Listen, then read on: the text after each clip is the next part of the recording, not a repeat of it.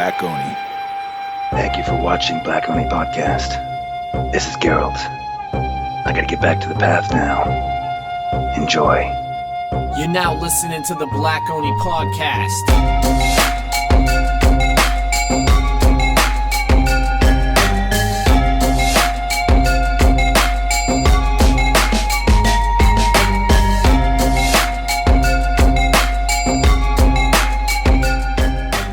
What is going on both YouTube and iTunes and whatever other platform you use to listen to this podcast? I am your host, Will Black Oni Wiggins, and I am joined today by two familiar faces and one face that is new to our show, but not new to everyone else.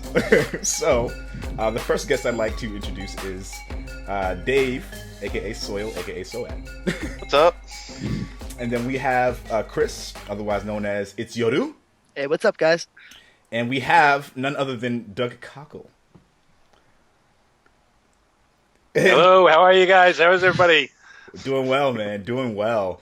And for people at home who aren't already in the know, Doug is most notably recently, Game of the Year, whatever. Did the voice for Geralt of Rivia. He did a voice in Dead Nation.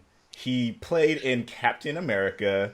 Actually, let me bring up the IMDb because I'm gonna forget everything that you've done. But I mean, like you're fairly accomplished in terms of like your presence in things that I love, and things that many people love. So, again, thank you so much for joining us. Yeah, no problem. It's a pleasure. This is so cool. So, as our start to the podcast, we do something called our icebreaker. And our icebreaker for this episode is, what was your best surprise for 2015? And what is your most anticipated surprise or release for 2016? In the gaming world or just in general? Let's say gaming and in general. Yeah, let's do a little bit of both. Yeah. I'll just do gaming, but if you have something in mind for in general, definitely share it. I don't know that I had a big gaming surprise in 2015. I think it was a little bit surprising that CD Projekt pushed back the release date of The Witcher twice. That was a surprise. Mm-hmm. I kind of wasn't surprised about the first one, but the second one was a bit of a surprise. Mm-hmm. But I completely understood it. I was like, yeah, that they want to put out the game right. They don't want to just throw something out there that then needs massive updates and stuff like that, mm-hmm. fixes and everything else. So I thought they made a good call there, but it was a surprise. Yeah. Any other surprises? No, not a gaming surprise. No. Okay. No. That's legit. And the other part of the question was, what am I looking forward to? Yeah, in 2016, like, what's your most anticipated release in 2016? Gosh, I have no idea. To be honest, we're only a couple weeks into 2016, That's and true. I have been all over the websites and stuff like that, looking at what's coming up. Yeah. But, what am I looking forward to? I don't know. There's so much coming this year, and like so much we don't really know that much about, so it's kind of hard to... I know. Well, I'm really excited about this VR stuff coming out, Yeah. I mean, that's really exciting. I don't know if I'm going to spend £600 to buy an Oculus Rift or anything like that, real soon. Yeah. But, because you know how these things work, it tends to be the first iteration of anything. It's kind of, iffy. Mm-hmm. And then, you get the second version and the third edition and everything else, and then it gets better and better. Yeah. So I'm kind of, that's one of those watch this space things for me. I really want to see where the VR goes. Mm-hmm. That is absolutely the next thing in gaming, isn't it? Yeah. Mm-hmm. I think so. I mean, I don't know. I have no idea. I've mentioned Oculus Rift. I could mention other things as well. That's just the one that came to mind. But we'll see, because there's 3 different ones coming out, aren't there? Or 4? There's, like the one by Sony, which is it still Morpheus, or did they change it yet? It's VR. Yeah. Just PlayStation VR, yeah. And then there's I'm trying to think. Obviously, Oculus Rift is the most obviously popular Oculus, one. and there's 2 other ones. You are right. There's like the HTC. Headset. Yeah. What was it? Oh, yeah. One of my friends was talking about it. Vibe? Is that it? It might be that. Either that or HTC Vibe. yeah. Sounds kind of right. Yeah. Sounds but there's right. like 4 different ones coming out. Yeah. So it's going to be But- like a heads on, bam, bam, bam, see who wins the race for best thing. But we'll see what happens. I'm looking forward to trying it sometime. It's Yeah. I really tried. cool. I tried the Rift before at a PAX and somewhere else, and I tried it out, and it was like really cool. But it was like one of the earlier development kits. It wasn't like the full release. Yeah. So Yeah, I saw one of the kind of beta versions. One of the sound studios I work at, they've got one there. They're testing it out, and I nearly asked them if I could give it a go, but we just didn't have time, so I didn't get the opportunity. But so it was like right there in front of you, like yeah. What about you, Dave? What are your answers to this? Oh, the question? Yeah, best surprise for 2015 and most anticipated release. I guess gaming wise, I'd go with Dying Light. Dying Light was my biggest surprise of 2015. Yeah, That was an awesome zombie game out of left field. yeah, I agree. And then for next year, my most anticipated release, because me and Chris were just talking about this, I'm still going to go with Doom. Yeah, Like, I can't wait for Doom. Like, I've been waiting and waiting and waiting. I just want to play that game. Yeah. But that's just Did you me. play the original? Oh, yes. Loved it. Loved it. Yeah. yeah. The original is super classic. I played a lot of that. Yeah, the last It time drove we me had... crazy. Old school fun, though, man. Oh yeah. It was great. I'm terrible at games. I love them. I absolutely adore games. I'm terrible at them though. I always get killed. I die all the time. Doom is hard because you I- couldn't really like aim. You just kind of like Yeah. turned and then hope that the person up was the person you were shooting at. I just remember there were all these secret doors and stuff like that as well. So, and I was just terrible at finding them. So I just Yeah. run around the same level over and over and over again going, I don't know what to do now. Yeah, it really wasn't easy. What about you, Chris? I'm sorry, the video dropped like midway. I didn't. Oh, I yeah. don't know. What was your best surprise for 2015 and your most anticipated release for 2016? Gaming wise, the best surprise. Wow. I can go before you if you Yes, don't have please. your answer right away. Yes, please go right ahead. My biggest surprise was my disappointment in Batman Arkham Knight. What we just talked about it. We were just talking about it because I was playing it and loving it and loving it. I was like, oh my god, like this brings back all the memories of playing like Arkham City and Arkham Asylum. Like it felt so awesome. And then like there were things that were happening constantly that were really like nagging at me. I was like, this is souring my experience a little bit. And I thought about it a little more. I was like, this is really starting to suck right now. So my biggest surprise was like how disappointed overall I was with Batman. I think it came down to like the reveal of the Arkham Knight, some of the lack of like boss battles, some of the repetitiveness that happened as a result of like Oh, the okay. implementations they added, and Yeah. like to get the true ending you had to get like 256 Riddler trophies. And I was just like, this game's like making me mad. That was a very disappointing function of the game. I guess it's like, oh, in order to fight the Riddler, you must get all these impossible like trophies. And there were like 2 boss battles in the game, so it's like to Yeah. get that one, the third one, you had to like do all that. I'm like, come on, guys. Did you finish that? Did you finish that? And did No. you finish that? No. Nope. Okay, you can't continue. Nope. And you need it for the ending. yeah, exactly.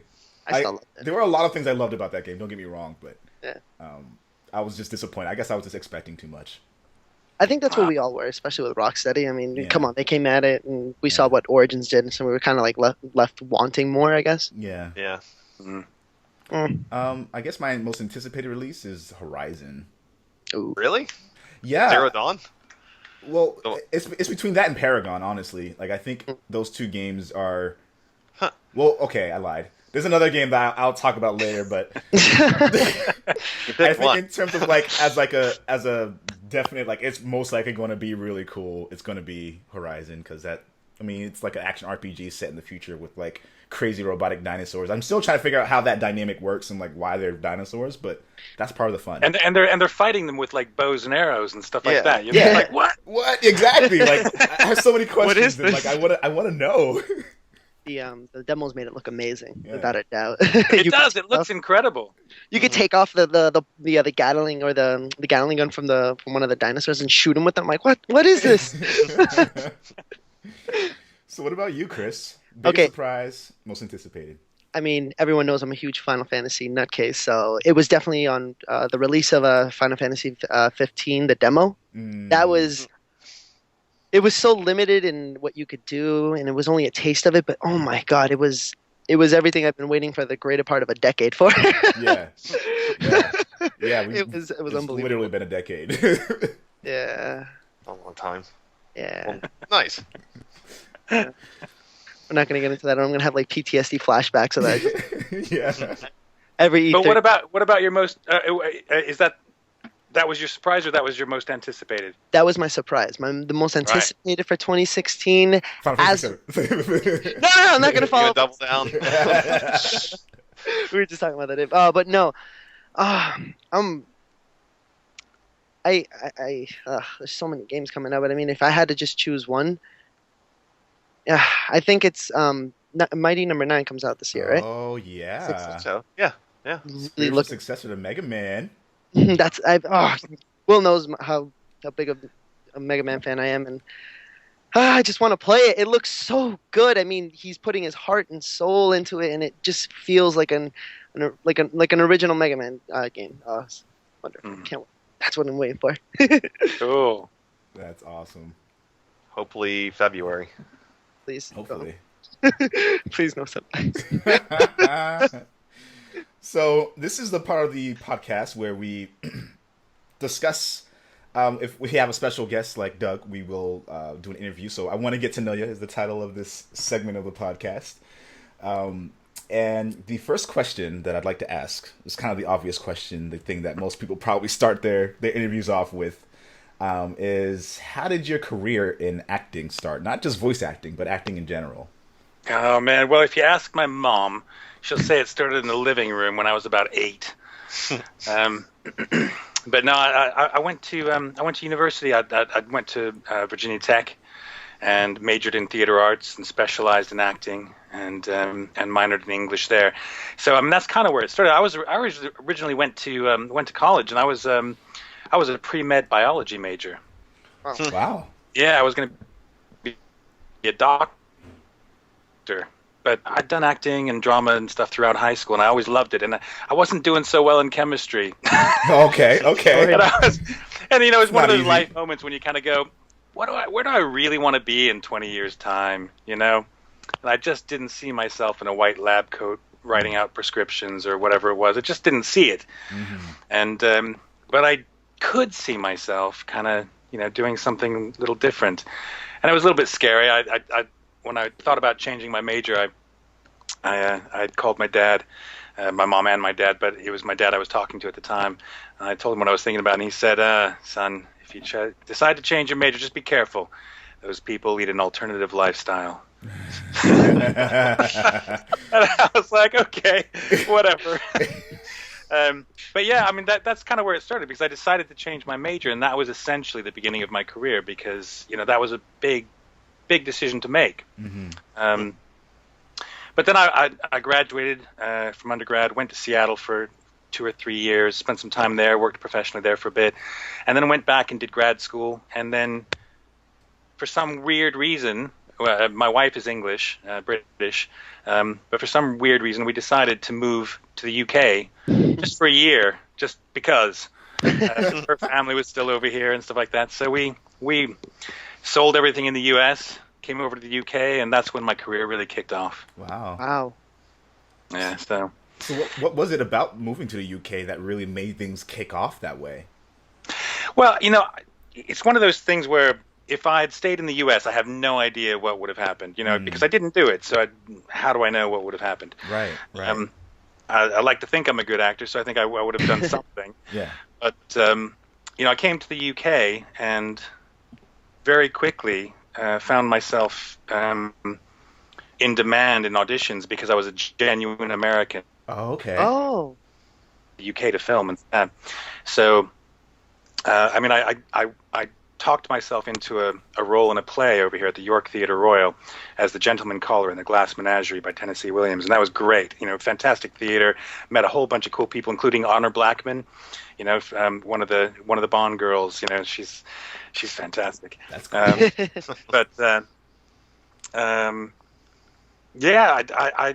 ended up auditioning for a television series called Band of Brothers. Mm-hmm. And I saw that. I didn't get a role in it at first, but the casting director liked me, and she invited me back in to read opposite the actors who were still auditioning. And so I did that for just about 6 months, and I was reading to people, and the casting, and finally, one of the executive producers, Tony Toe, had a series of auditions, like the 5th and 6th callback for some of the guys. He said, I've got this role that's on Maloney. Are you interested? I said, yeah, of course I am. Yeah. So I was a bit older. I was like 20. I was 29 or 30 when I was auditioning for Band of Brothers, and all the guys that were auditioning for that were in their early 20s or late teens, because that's the age of the guys who were, in real life. Mm-hmm. So it was just my age that was kind of keeping me up. But Father Maloney was that little bit older, so it actually worked out really well. So yeah, that was kind of where my career really kicked off. Wow. But in terms of games, that's a whole different story. Right. Whole path, That's so cool. And so I guess that leads right into our next question: is how soon into your career did you really start doing voice acting for games or for anything? I did a little bit of voice acting in the States, but it wasn't for games or anything like that. I'd never even thought about games. I loved games, I played games, but I never thought about voice acting for games. When I was in The Glass Menagerie, I invited a whole lot of agents to come and see it because I didn't have an agent at the time. Mm-hmm. And this one agent came and saw it and liked what I was doing, didn't know what to do with me because I was an American in England. But she ended up putting me up for this role in a game called Independence War II: Edge of Chaos. It was the main character, Cal, who I was put up for, and she was just trying it out. And this little voice studio called Outsource Media, they're a lot bigger now, but at the time there were like 2 people running the show, and they were based out of Harrogate, up in the north of England. And I was in York, so we weren't far away. So he agreed to see me. I went over and I auditioned, and I got the job. So that was the first time I'd ever done anything with games in terms of voiceovers. I just walked in, read a bunch of stuff. Mark S. Dale, the guy who was directing the production and owned the company, directed me a bit, and we did some different things, and then he cast me, and I went in and did it. And from there, it just kind of rolled. They kept bringing me in for other auditions. Other roles happened, and it just developed. That's amazing. That's really cool. Yeah. What is your absolute favorite role to play in movies or television or games? It can be either one of those things. One I have played, or one I would like to play. Well, that question is coming up. That's coming up. Yeah. So what I have played, well, I'd be completely remiss if I didn't say Geralt. Yeah.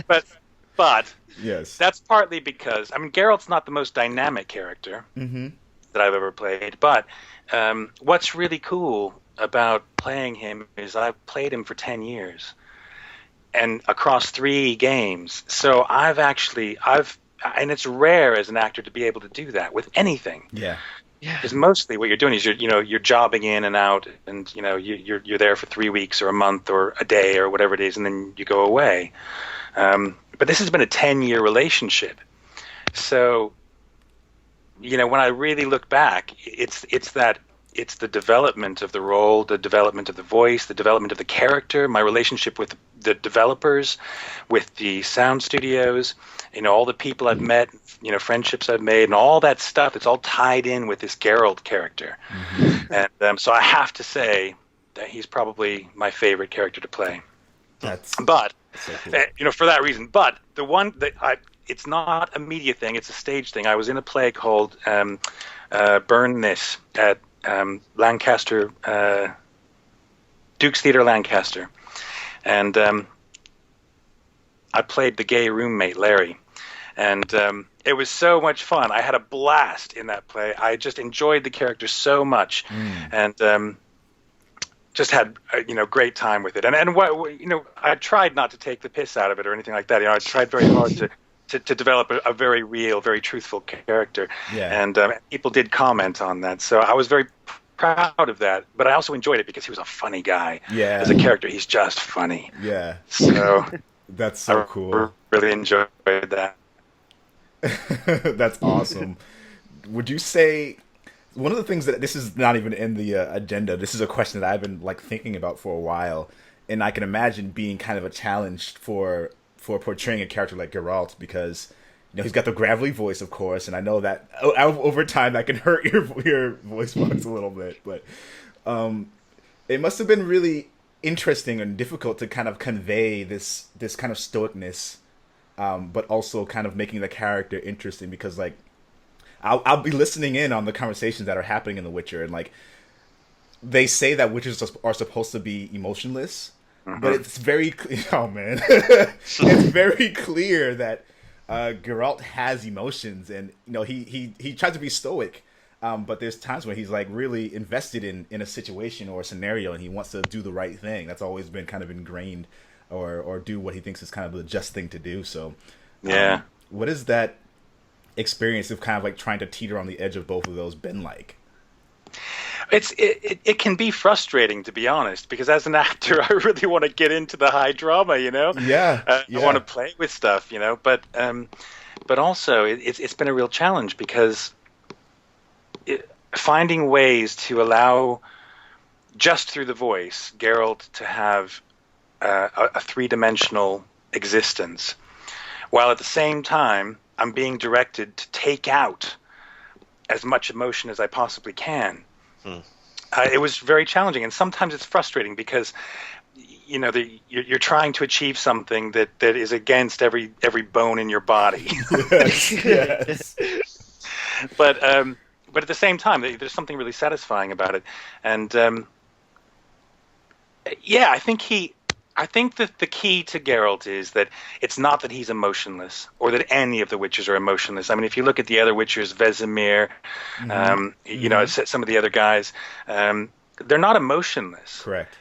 I think it's more just that they have to compartmentalize what they're doing. It's like somebody going into a theater of war today. They put on the battle gear and they go in to fight, and they have to just go, "This is what I'm doing." How I feel about this has to wait till later. Yeah. Yes. Yeah. So I think to a certain extent, what you don't see in The Witcher is the times when Geralt is sat in the portaloo out back, going. I don't know that he ever does that, but You never know.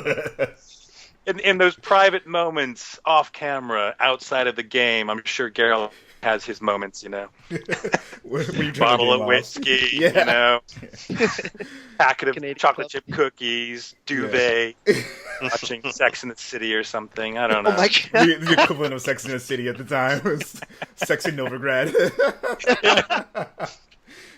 Yeah, exactly.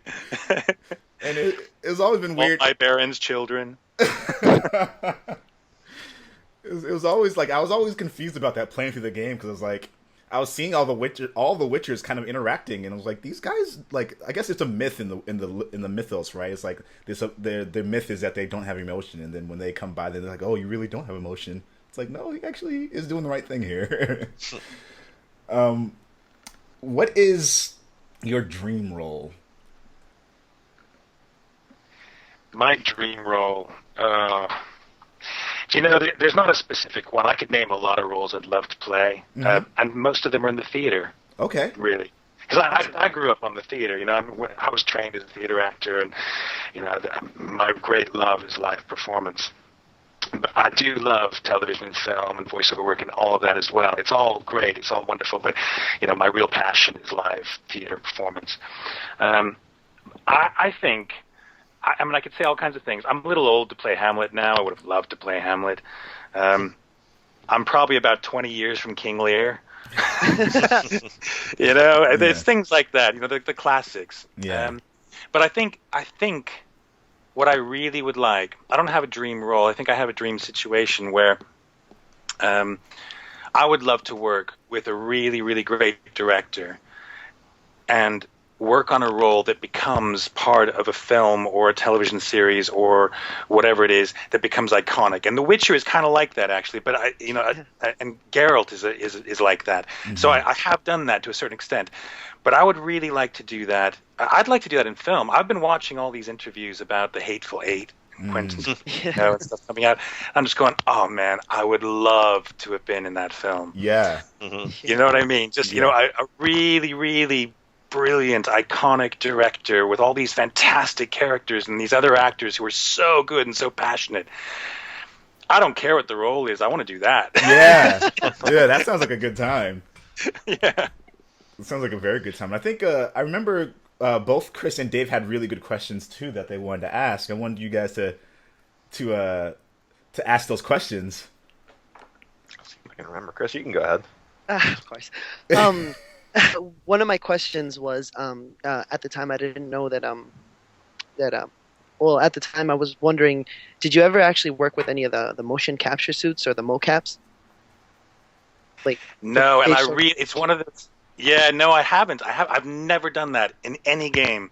I would love to, though. I mean, it's one of those little, bucket list career-wise kind of things. I would love to do some motion capture. I was watching Benedict Cumberbatch doing Smaug the Dragon. Yes. Have you seen that video? Yeah, it's brilliant. I mean, he's great. Yeah, that's wonderful. What it's about. It's about fully committing to something that is going to be rendered completely differently, but it's about giving the performance to base that rendering on. Exactly. Yeah, so that's so exciting. I haven't done it yet, not yet, Chris, but fingers crossed, sometime soon. You will, hopefully. Directors, if you're watching this, make sure you get Doug on for some motion capture stuff, because I was just thinking about that question. I was like, that would be a perfect thing to ask now, because you're talking about the performance and being on stage and the actual presence of the character in addition to the voice. That'd be like a perfect combination. Yeah, absolutely. I mean, I have friends who do it, and they just say it's amazing, an amazing experience. That's so cool. That's wonderful. Dude, that's sick. I hope you get a role with a large mocap, sequence and everything, where it recognizes your facial expressions. You bring it to life. It becomes, you in that suit. Yeah, absolutely. Oh, it'd be fun. But they're coming out with a Witcher movie, and I thought, well, they've probably got some CGI monsters in there. Maybe I can be a monster in the Witcher. That'd be cool. That'd be really cool. That'd be wonderful. Dude, that'd be sick. And Dave, you had a question as well. I mean, it was more off the top of my head. It was, so what's it like being forever linked to the phrase, "Come on, Roach"? So I must have heard that, I don't know how many times over the dozens and dozens of hours I played that game. Somebody said something weird on Twitter. Maybe it was you, David. I don't know. Said something about they like slowing up and speeding down Geralt on Roach because they like hearing him go, "Whoa, slow down, whoa, oh, speed up, come on, Roach, come on." That's awesome. I'm gonna do that next time I live stream. Just keep doing that over and over again. I think somebody out there is having a very interesting time with Roach. Yes. That's awesome. Oh man. What is your favorite game series to play? My favorite game series to play, or it could just be favorite game in general. But I put it to series in case it was a series of them. Do you know, I don't have as much time as I would like at the moment to play games at all. And when I do have time, the boys are always on either the console or the PC. So I have very limited time to play. I've been trying to get myself through The Witcher. Actually, I've been trying to get through Witcher 3. I'm still stuck somewhere in Novigrad. I can't seem to get out. I know it's massive. It's massive. And every time I have an hour or two, I'll get on and I'll play, but I still can't get rid of all the stuff I need to do in Novigrad. So I'm still in Novigrad. Yeah.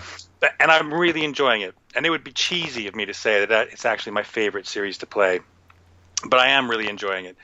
I will say, though, I mean, this is a bit old school now, but one of the favorite things I ever played was Baldur's Gate. Gate 2. Yeah. Wow. Loved Baldur's. I've always been a D&D kind of guy. When I was a kid, I played pencil and paper Dungeons and Dragons. So I've always been a fantasy RPG kind of guy. Yep. Always enjoyed it. So when Baldur's Gate came out, it was Baldur's Gate 2, I think it was. It was the first one I didn't play, but the second one I played 3 times through, and loved it every single time. That's cool. I played D&D yesterday, actually, so yeah, I'm with you. I know the Pencil deal. and paper. Oh yeah, You pencil too, and paper. you man. Absolutely. I got my my dice are over here. I'll get them while we're continuing to talk. Oh, did man, you guys see go on, Doug. I was just gonna say I'd love to play now, but like I said, I have so little time. It's a time sink, you know, and because I'm I as well. So between teaching and professional acting, my Oh wow. pool's pretty hectic, crazy. But I'd love to start up a little D&D group here. I actually put on my Christmas wish list this year the new D&D starter set, thinking if I got that, I'd share it with my boys and maybe we could have a go. Nice dice. Yeah, got the little That's blue, awesome. got the green, Yeah. got a bunch of dice. Yeah, is that Did you see 10 the LED sided or 12 sided there? Well, I got my Yeah. 20 here. Gamers, man. Yeah, dude, it's so good. Like I have like a bunch of sheets with like stats and character traits and ensnaring strike for my ranger class. Like, dude, I'm all about it. Oh man, a ranger class, that's my favorite. I'm really liking it so far. Really liking it. Before I played like a warrior class on like the startup kit to kind of get into it and figure it out. My character was Thorn. That's how he does. Right. So I think I always just kind of secretly fantasize as myself as Aragorn, you know. Nice. Nice. Yeah, of course, yeah. I mean, who doesn't? You either you want to be one of those guys, don't you? I want to be Gimli or Legolas or Aragorn or Gandalf. It's really those 4. Nobody really wants to be Frodo, do they? No to say. I mean, And even Frodo wants to be Frodo. His situation sucks. He's just kind of watching everything transpire. Like, yep, you're cool. Yeah. You're cool. You're cool. I wish I could do that. I wish I could do that. That's awesome. This is kind of a loaded question. So you can answer this in any way, really. How do you hope gaming as kind of a platform will evolve moving forward? I know we talked a little bit about VR, but what is like your hope in terms of like whether it's development, whether it's like an outcome for games, or whether it's kind of a mentality about gaming, or what do you hope kind of evolves the most, I should say? Well, I think we're already seeing it happen. I think what I used to want for games and for gaming in general is for it to become more mainstream, just more generally, recognizable, acceptable, understood, all of that. Because when I was a kid, it was you were real geeks if you played Dungeons and Dragons or if video game, all that kind of stuff. But because of the way everything's moved, it's becoming so much cooler, and I think that's going to open up everything in gaming. Everything is going to open up with, films. Film companies are going to get involved. They're already involved. Yeah. There's going to be these collaborations across different art forms and media and everything else, and it's just going. I think like with computer chips, where they exponentially increase in power year on year. Yeah. I think we're going to see gaming and platforms and the games themselves do exactly the same thing. This is why I'm so excited about the VR situation, because that's just that little step over that line, Yeah. It won't be too long. I mean, who knows how long, but it won't be too long in the world of, in generations wise, before we can step into worlds properly. Yes. That's really exciting. What if you could actually walk into a game world? Yeah. I mean, that would be thrilling. That would be absolutely thrilling. And we've seen movies that have played with this idea. It's not Tron, for example. The old school Tron. Yep. That's a version of it. But I think we're not too far from being able to do a version of that. You heard it here first, guys. He has inside information. He knows it's happening.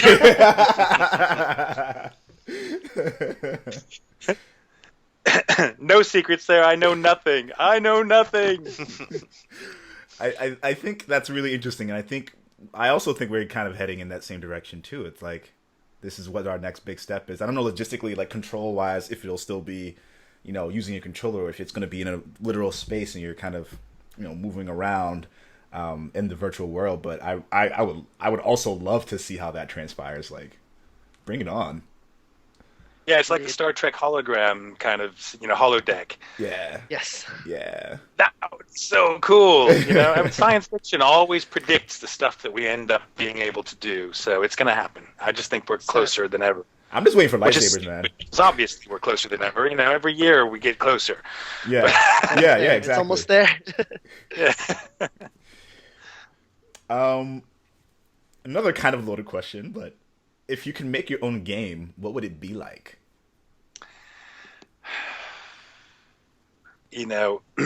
There's two answers to this. One is I would probably make a fantasy RPG, and I'd go down all the typical routes. There'd be elves, there'd be dwarves, there'd be gnomes, there'd be, halflings, there'd be all this stuff. And then it would just be totally lost in the ether of all the other stuff that's out there. And probably be rubbish, because I think I'm probably a rubbish games designer. But honest, that's fair. if I would really to design games. Do you know what? The games I really love, and this is totally not video game, although you can play this on video. One of my favorite games ever is Pente. It's a little board game. And it's just the board looks like a Go set, Go, the Japanese Go. Yeah, like yeah. Yeah, just a bunch of squares. And Pente, you just play with little glass stones, and it's one of those 5 in a row or capture 5 pairs kind of games. Okay, yep. I love it. It's so simple. Yeah. It's so simple. It's like drafts or checkers or chess to a certain extent. Such a simple idea, but with so many possibilities, so many permutations. You can play it over and over and over again. And I just think it's an amazing game. So if I could choose a game that I would develop and that could be potentially successful, I would think I would try to develop something really simple like that, something that just it's so easy to learn. Exactly, yeah. Addicting, but fun, simple. Anyone can learn how to play it. It can be rolled out, thrown on a bed, thrown on a picnic bench, whatever. Off you go. Because I love video games, but you can't just play them anywhere. Well, you can, I suppose, if you got PSPs and DSs and things like that. So that's all changed. But yeah. The there's battery also runs out at some about, point. Yeah. And that. Yeah, exactly. Well, and I was about to say, there's also something about playing against a real person in real time. But that's all. So video games can pretty much do what a board game can do. Yeah, and even what Witcher 3 kind of did was they incorporated another mini game that's almost on that same level. Gwent. It's another game inside of the game. So some people get on Witcher 3 just to play Gwent. Yeah, I know, it's crazy. I don't like it. Yeah, I suck at it. I'm so bad. I don't have any good cards. I played that one necessary game of Gwent, at the very beginning of the game when you have to play because that's just where the story takes you. Yeah. And I was like, I hate this game. I'm not playing this again. People in the game keep asking me to play again. I'm just like, nope. No, kill stuff. They have that in a lot of games, especially the one that you say the game of Gwen was mandatory. It brings me back to remember playing a 007 game on the PS1, I think, and you had to play blackjack and get a certain amount of money, and you could not move on from that point if you weren't good at blackjack. Oh, wow. It got frustrating points. I'm stuck at the moment with Siri. I can't get past this section where Siri has to go down some steps and past all these junior horsemen's or something like that. And I just can't get past it. I know what you're talking about. Times. I'm so mad at it. I'm just like, oh! One more time. Yeah, exactly. I love playing in Siri, but that situation was really crazy. I was playing it on hard because people online told me that was the right thing to do. So I had to do that section 15 times. I'm like, you know what? See, I've already done it 20 times. Yeah. Going, I need a 3-hour block of time when I can just get on and try to get through that. Yeah. I mean, you probably already know. Did you already know kind of exactly what happens throughout the entire game while you were doing all the voiceover work, or did you try to have a little bit of a cue of what I know all the main storylines, but like these little excerpts with Siri in them, I don't know anything about those. I didn't record anything for those. Yeah. So I never saw any of the summaries. I didn't record anything for them. And I've been pleasantly surprised actually, because I thought, well, having recorded the whole game, I'm probably going to remember every situation when I get to it, and all the choices that are available. I don't. I don't. So I find myself going, oh my God, am I really going to go to the book and cheat? I should know this. Flipping through the script. That's awesome. Well, no, I've got the handbook, the guide and everything. So Yeah. I don't go to it very often, though. Only occasionally when I get really stuck. But that's wonderful. I mean, that's a good question to bring up. It's just like you did a lot of the voice acting, and were there any surprise moments even in The Witcher 3 that you were just like caught off guard? You were like, oh. Yeah, actually, there was one just recently, and it was actually, I don't want to do any spoilers here, but it was kind of the final meeting with Junior Horson. Oh yeah. And that whole house and stuff, and I was kind of, I was walking through the house before I met him, and I was just like, oh my God, this is insane. Yeah. And then there's that sauna tub, and you just go, oh my God. And then you're given a choice. Yeah. And if you've gotten there yourselves, you know what I'm talking about. Oh, I remember. Given a vividly. choice, and I was just like, nope. I Yep. know what I'm choosing. I know exactly what's happening here. Exactly. this. Yeah. Did you two get to that section yet? I don't think so. I'm Okay, trying to yeah, remember. dude. No. You're gonna Know it you're- when you get to it, man. You you'll know it. You're All like, right. oh, this is. Excuse my French. This is fucked. This is fucked. Yeah. So That's I mean, you record that stuff, but you don't get told as the actor necessarily all of the visual details that the player is going to see. Mm-hmm. So you kind of understand the storyline, you understand the choices that the character has to make, and you understand what the player is going to be doing and stuff like that. But you don't know exactly what you're going to be seeing when you play it. So that was a shock to me. I was just like, oh man, gritty just got gritty. Mm-hmm. Gritty got grittier. Yeah. Yeah. And before we let you go, I know you have other things you have to do. I wanted to ask a favor. Yeah. Could you do a little bookend saying, thank you for watching the Black Only Podcast. This is Geralt signing out, or whatever you wanted to say. Wait, what's the show called? Black Oni podcast? Yeah. Pop Podcast. Yeah. All right. So I have to get my game face on. Yeah. I'm waiting.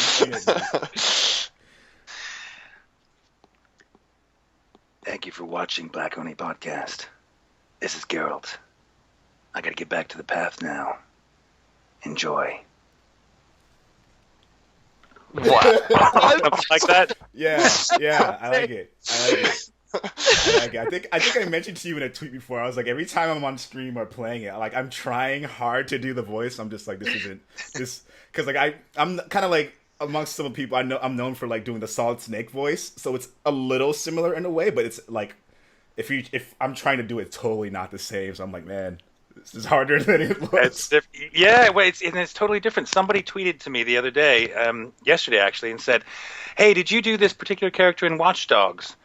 And I was like, "No, not unless I was drugged and asleep when I was doing it." But to his ear, it was a very similar kind of voice. There's a lot of those voices out there, though. A lot of those gruff kind of, I'm a tough guy kind of voice. And I do another voice for another game called Blues and Bullets. And it's a very similar voice. It's not Geralt, but it's very, very close to Geralt. Yeah. And, that's what, sometimes you get called in for. They want that kind of reluctant hero, kind of, I've been around the block too many times, I've got stones in my shoes kind of. Oh, that's awesome. So, yeah. Doug, thanks again so much for coming on, for sharing your time, sharing your experiences with us. Anytime you want, you're more than welcome to come on again and kick it with us. Yeah, thank you, man. Oh, Thank cool. you. Well, you very let me know when this goes out, and when you guys are on and everything, and Yeah, I'll check. I haven't honestly had a chance to check out the podcast yet, so I will do. I promise. Some of them are long, dude. Don't even worry about it. You ramble Yeah. a lot. Yeah. Well, that's all right. That's all right. Will, David, Chris, man, you guys are great. It's been Yeah. lovely having a chat with you. So Yeah, absolutely. We'll be in touch for sure. I'll still be bugging you about like, hey, I'm still trying to get your voice down. I'm still trying. I'll keep going. The key to it, I think, is to smoke heavily for multiple years, drink too much whiskey in your lifetime, I'll let you hear my snake. get not enough sleep, and then go for it. Thank you for watching the Black Oni podcast. We appreciate you stopping by. So like that's like Snake, right? Nice. That's all right though. Yeah, it's okay. It was a growl. Like I'm not even gonna try to do a growl. I'm not gonna embarrass myself. Everybody's got an inner Geralt, you know. Yeah. You just gotta channel him. Yeah. Channel him through.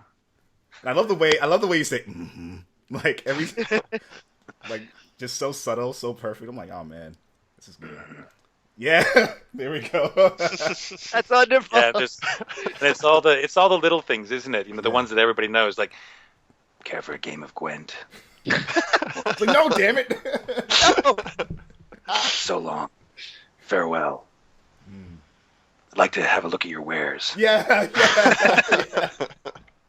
It's all that stuff, isn't it? I mean, those are the things you hear most often. Yeah, totally. But you know what's funny about those things? What the developers could have done is had me record each of those things once and then plug that one thing in each time. No. They're all recorded completely individually. Really? Wow. Yeah. Wait, so Every single so long is its own unique so long. every time. That's Oh, different. wow. That's different. really cool. I know a lot of. I know they'll have you read like a bunch of generic lines, and then they'll kind of cut and paste throughout the game. But that's wonderful. Yeah. Holy Yeah, no, crap. they were really keen. You know, CD Projekt Red was really keen on making sure that Geralt's responses were as organic as they could be Yeah. throughout. Wow. Yeah, so none of this cut and paste stuff. That's awesome. I think all the damage, when he takes damage and stuff like that, all his grunts and howls and all that stuff, that's all cut and paste stuff. Okay. Well, yeah. But Okay. the dialogue isn't. No, that's all fresh. How many grunts did you have to do overall? Oh, I don't know. I mean, it was like the end of a session for maybe an hour. We did that kind of stuff. Okay. Yeah. That's not bad. But I mean, honestly, when you're playing the game, you're not really, paying attention to the unique qualities of each grunt, are you? No, but Oh my God, I'm gonna die! Run. yeah. Dodge. Wait, was that an individual grunt? No. Yeah. But yeah, look out for me and other stuff coming up. Obviously, there's the new Blood and Wine. I keep saying it wrong. I keep saying Blood and Fire or something like that. Blood and Wine expansion pack coming out. Hearts of Stone was awesome. It was cool, Awesome. wasn't it? Yes, We yes. had so much trouble getting that Geralt ghost voice. It was a nightmare. That must Took have us been ages to the right quality to it. Oh, So- that's a wonderful thing to bring up because I mean I don't want to ruin anything for anyone who didn't get to it yet, but there is a circumstance that happens that alters the way Geralt talks. That must have been interesting but frustrating too, because now you were changing what you were used to doing for Geralt, but then like doing it in a much different tone now. Yeah. And we played with stuff that was so completely different, and it was amazing. I mean, we went like full circle is kind of how to best describe it. But it took us ages to find it. Yeah. Absolutely ages. Oh man, and what What are you drinking there, Chris? What is that? what is that? Looked like beer. I keep looks seeing. like I know beer. it does look like beer, doesn't it? It's either root beer or it's proper beer. And if it is beer, it's like it's an indie brand, isn't it? It's like some kind of little micro brewery or Some something. hippie shit. Sam's. Sam's? Is it Sam Adams? Which one? Is it Boston Lager? Yeah. Of course. I'm sorry. No, it's Boston Ale. That's a good one, though. Boston I like Ale, that. alright. Yeah. That's Those are awesome. good. I still have like a box of it left, so I'm just like, eh. I've only Yeah. seen one bottle keep coming up, so it's not like you've been just pulling out of the case. Yeah. That's you guys. Well, that's what it looks like. That's what it looks like exactly. One after another. Do you have any like other projects that we may not know about? Oh yeah. coming up? Well, I can't. One of them I've already mentioned, Blues and Bullets, and that's Yeah. already out there. But it's a third installment coming up soon. I think they're hoping to get it out in March.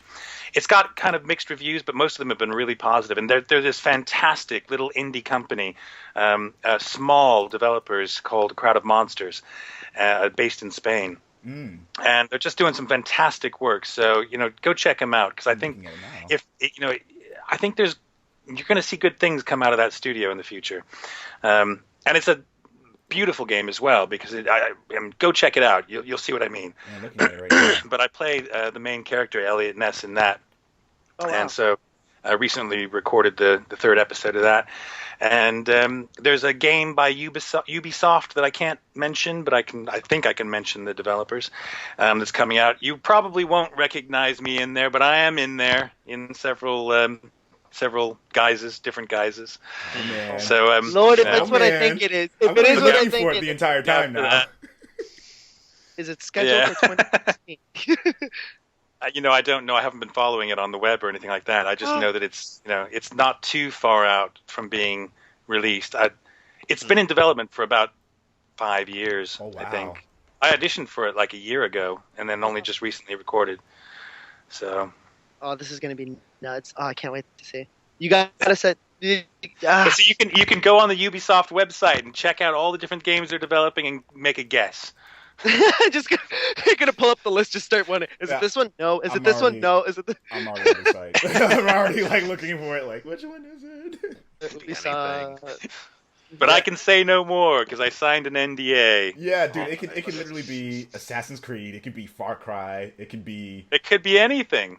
Could be absolutely anything. Watch it be all of them. I was gonna say if it's all of them, then like That'd be ridiculous. all the games.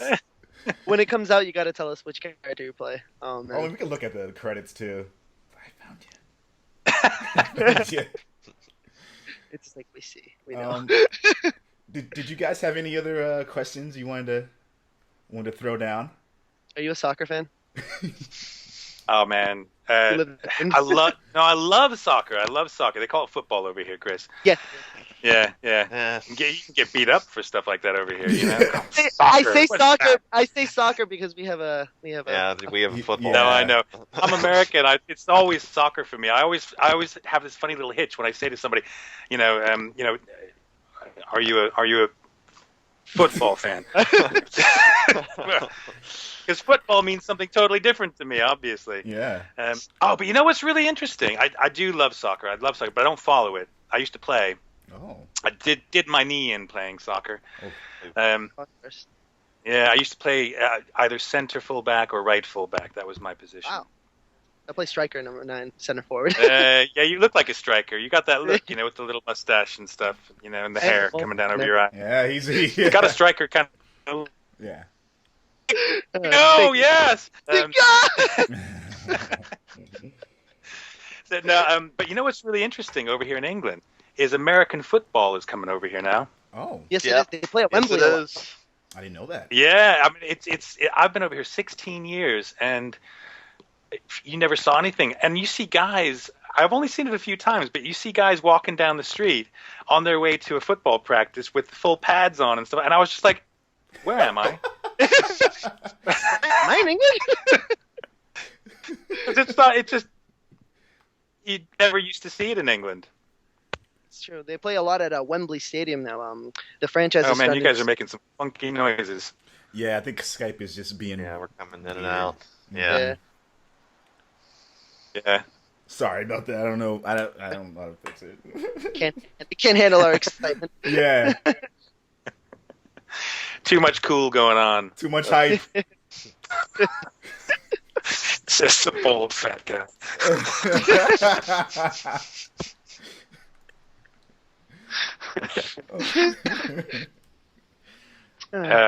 Anyway, so yeah, I'm probably going to head off soon. Any other questions? Will Dave. I mean, honestly, I could keep asking more questions, but I want to. Yeah. I want to be What respectful color- of your time. If you want to continue, we could absolutely continue on the podcast with you. But I know we agreed earlier that it would just be. I'm going to head off, get some dinner and stuff, sort Yeah. myself out. Yeah. So, Yeah, I got a full day tomorrow, so I gotta spend time with the kids while I can, and Next time I made a bring them on the moussaka podcast, last too. night that is absolutely rocking. Well, you made a I what? gotta go have my leftovers. You made a what? Oh, what?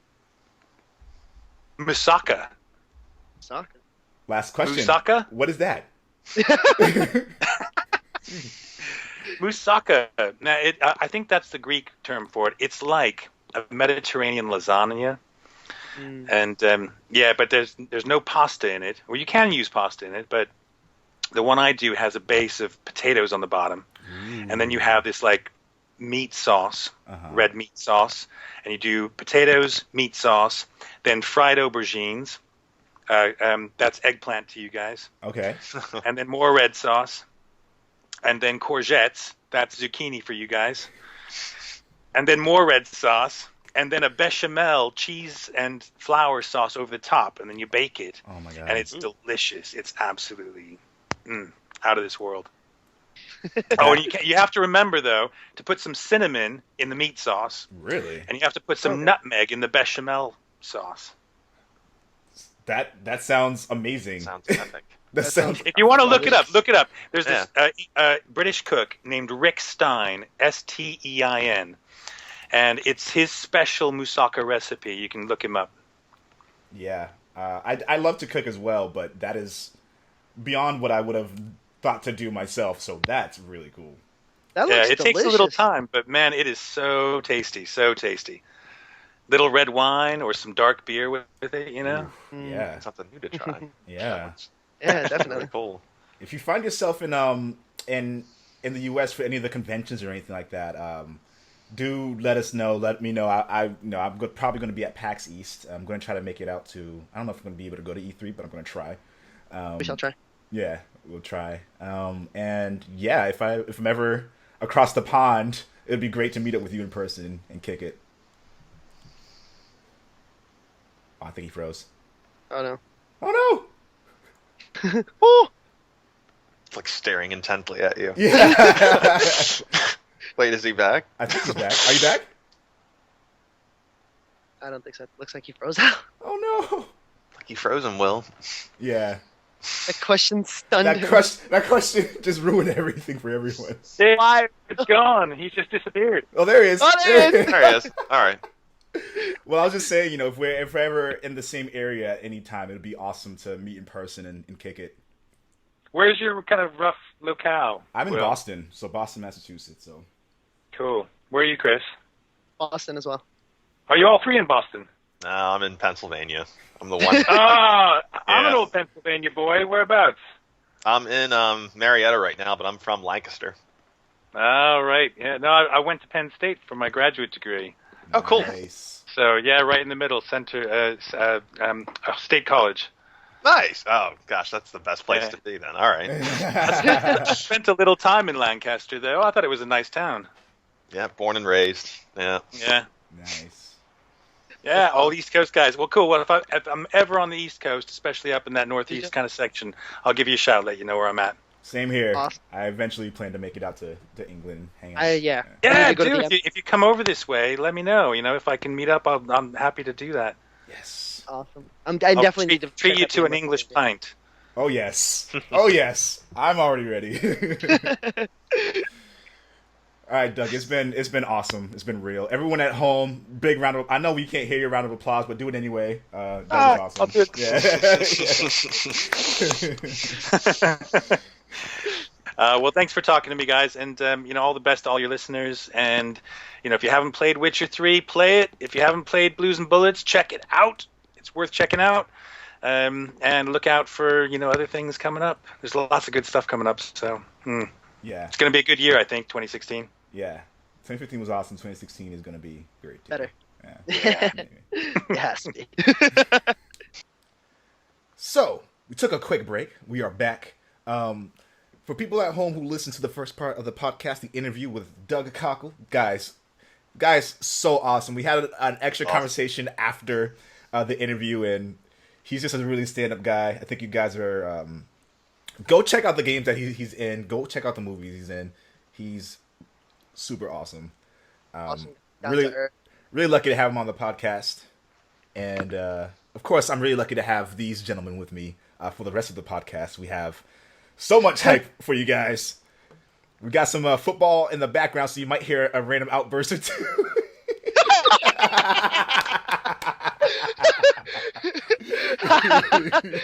Well played, sir.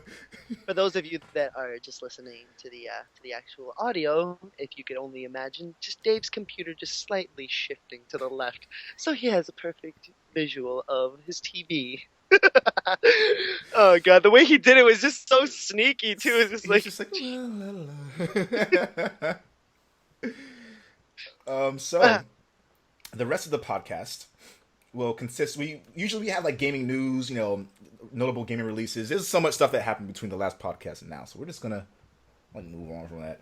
What have you guys been playing lately? I said an inappropriate joke before. I won't say it again.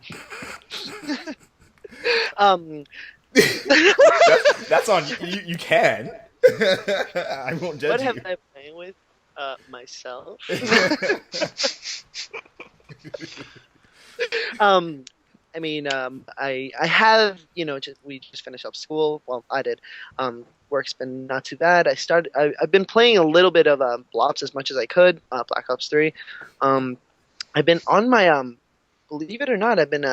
This is gonna sound really stupid, but I've been playing Neko Atsumi on my phone. It's a cat game on my mobile phone. It's addicting. It's unbelievably addicting. It's it's stupid because you just lay out little cat toys, and then certain cats will come in, and then there's like these What's rare it called? cats. Neko Atsumi, Atsume, and it's just a game about looking up cats and like certain cats visiting your like little den and stuff like that. Like, let's say if you put out a God scratching bless post. Dude, on iTunes it has a full 5 stars, and on I know. Google it has 4.5. People love these. Or 4 3/4. People love these kitties, apparently. Fucking- It looks cute. I Looks love cute. pussy. My God. I've been waiting for an opportunity to say that all day. He's like, yes, he set me up. It's actually a good game, especially if you're a cat lover. There's rare cats. You can name your cats. If you're like me, I like to make puns with my cats. So I'll be like Meowzoot Ozil, which is a player on the Arsenal team. It's a play on his name, and they'll be like Mr. Perfect with like URRRRE. This You know, guy. like, I know. I have 5 cats, so I'm sorry, guys.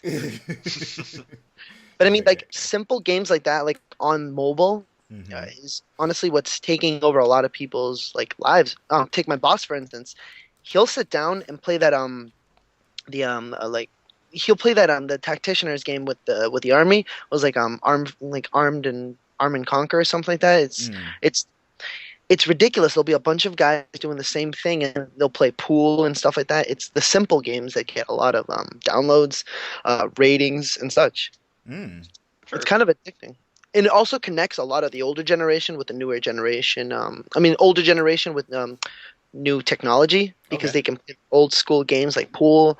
They can play like simple like Dota games and such. Yeah.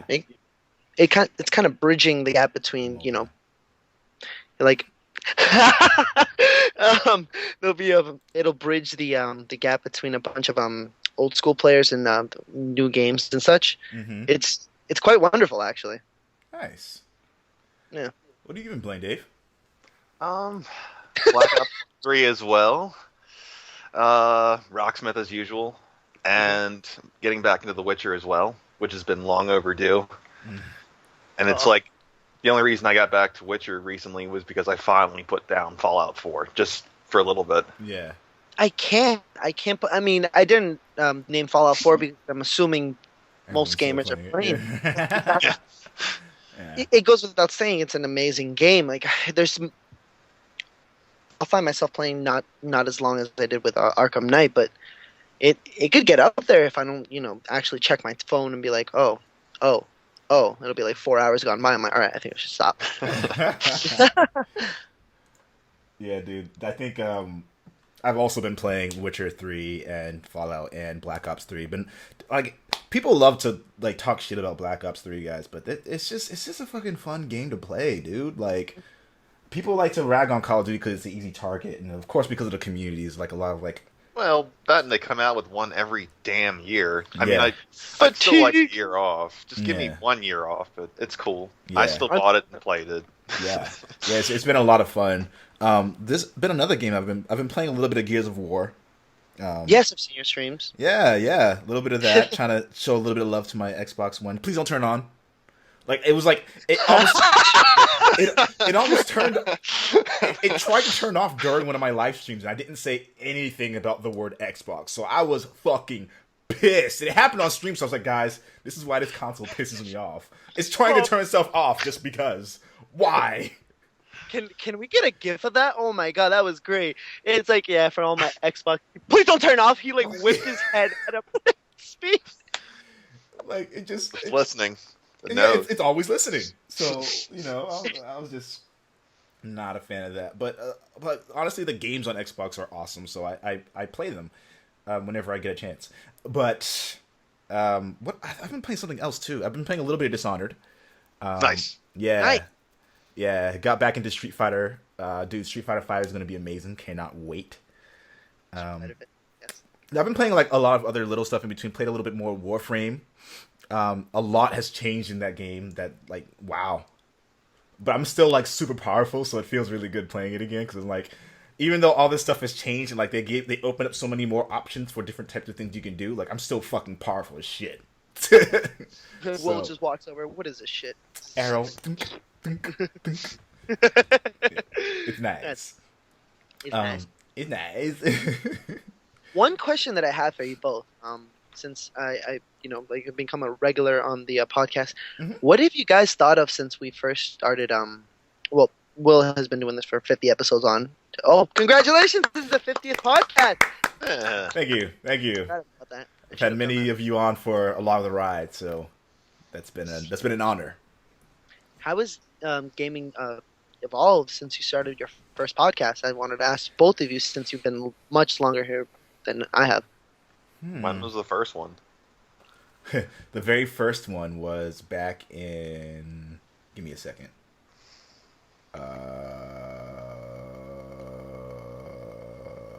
That's not a year. I think it's been 2 years since I started the podcast. Oh wow. Oh, so this is new. Oh wow. Yeah, so I haven't even been doing it for that long. Yeah. Okay. So No, it's no, still so kind of 20. So it's technically been 2 years, but since we're in 2016 now, it's like on the third year. So that- okay. That's really wow. So May 11th, 2013. That was when the first podcast went up. I don't know. What did we even talk about back then? Yeah, right. Well, I mean, honestly, yeah, it what did you guys not say? change that much? I didn't even have an agenda back then. Just not a public one. I had an agenda, but not a one that was To take over the world, we know Will. shown off to people. But I think the biggest thing to change, aside from just like having next gen consoles, was Yeah.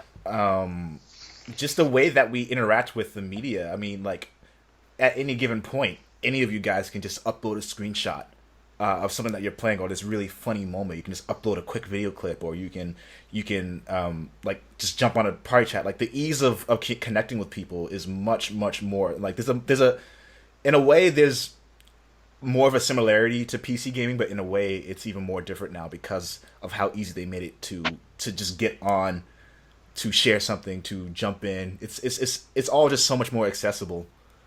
It's piggybacking off what you just said.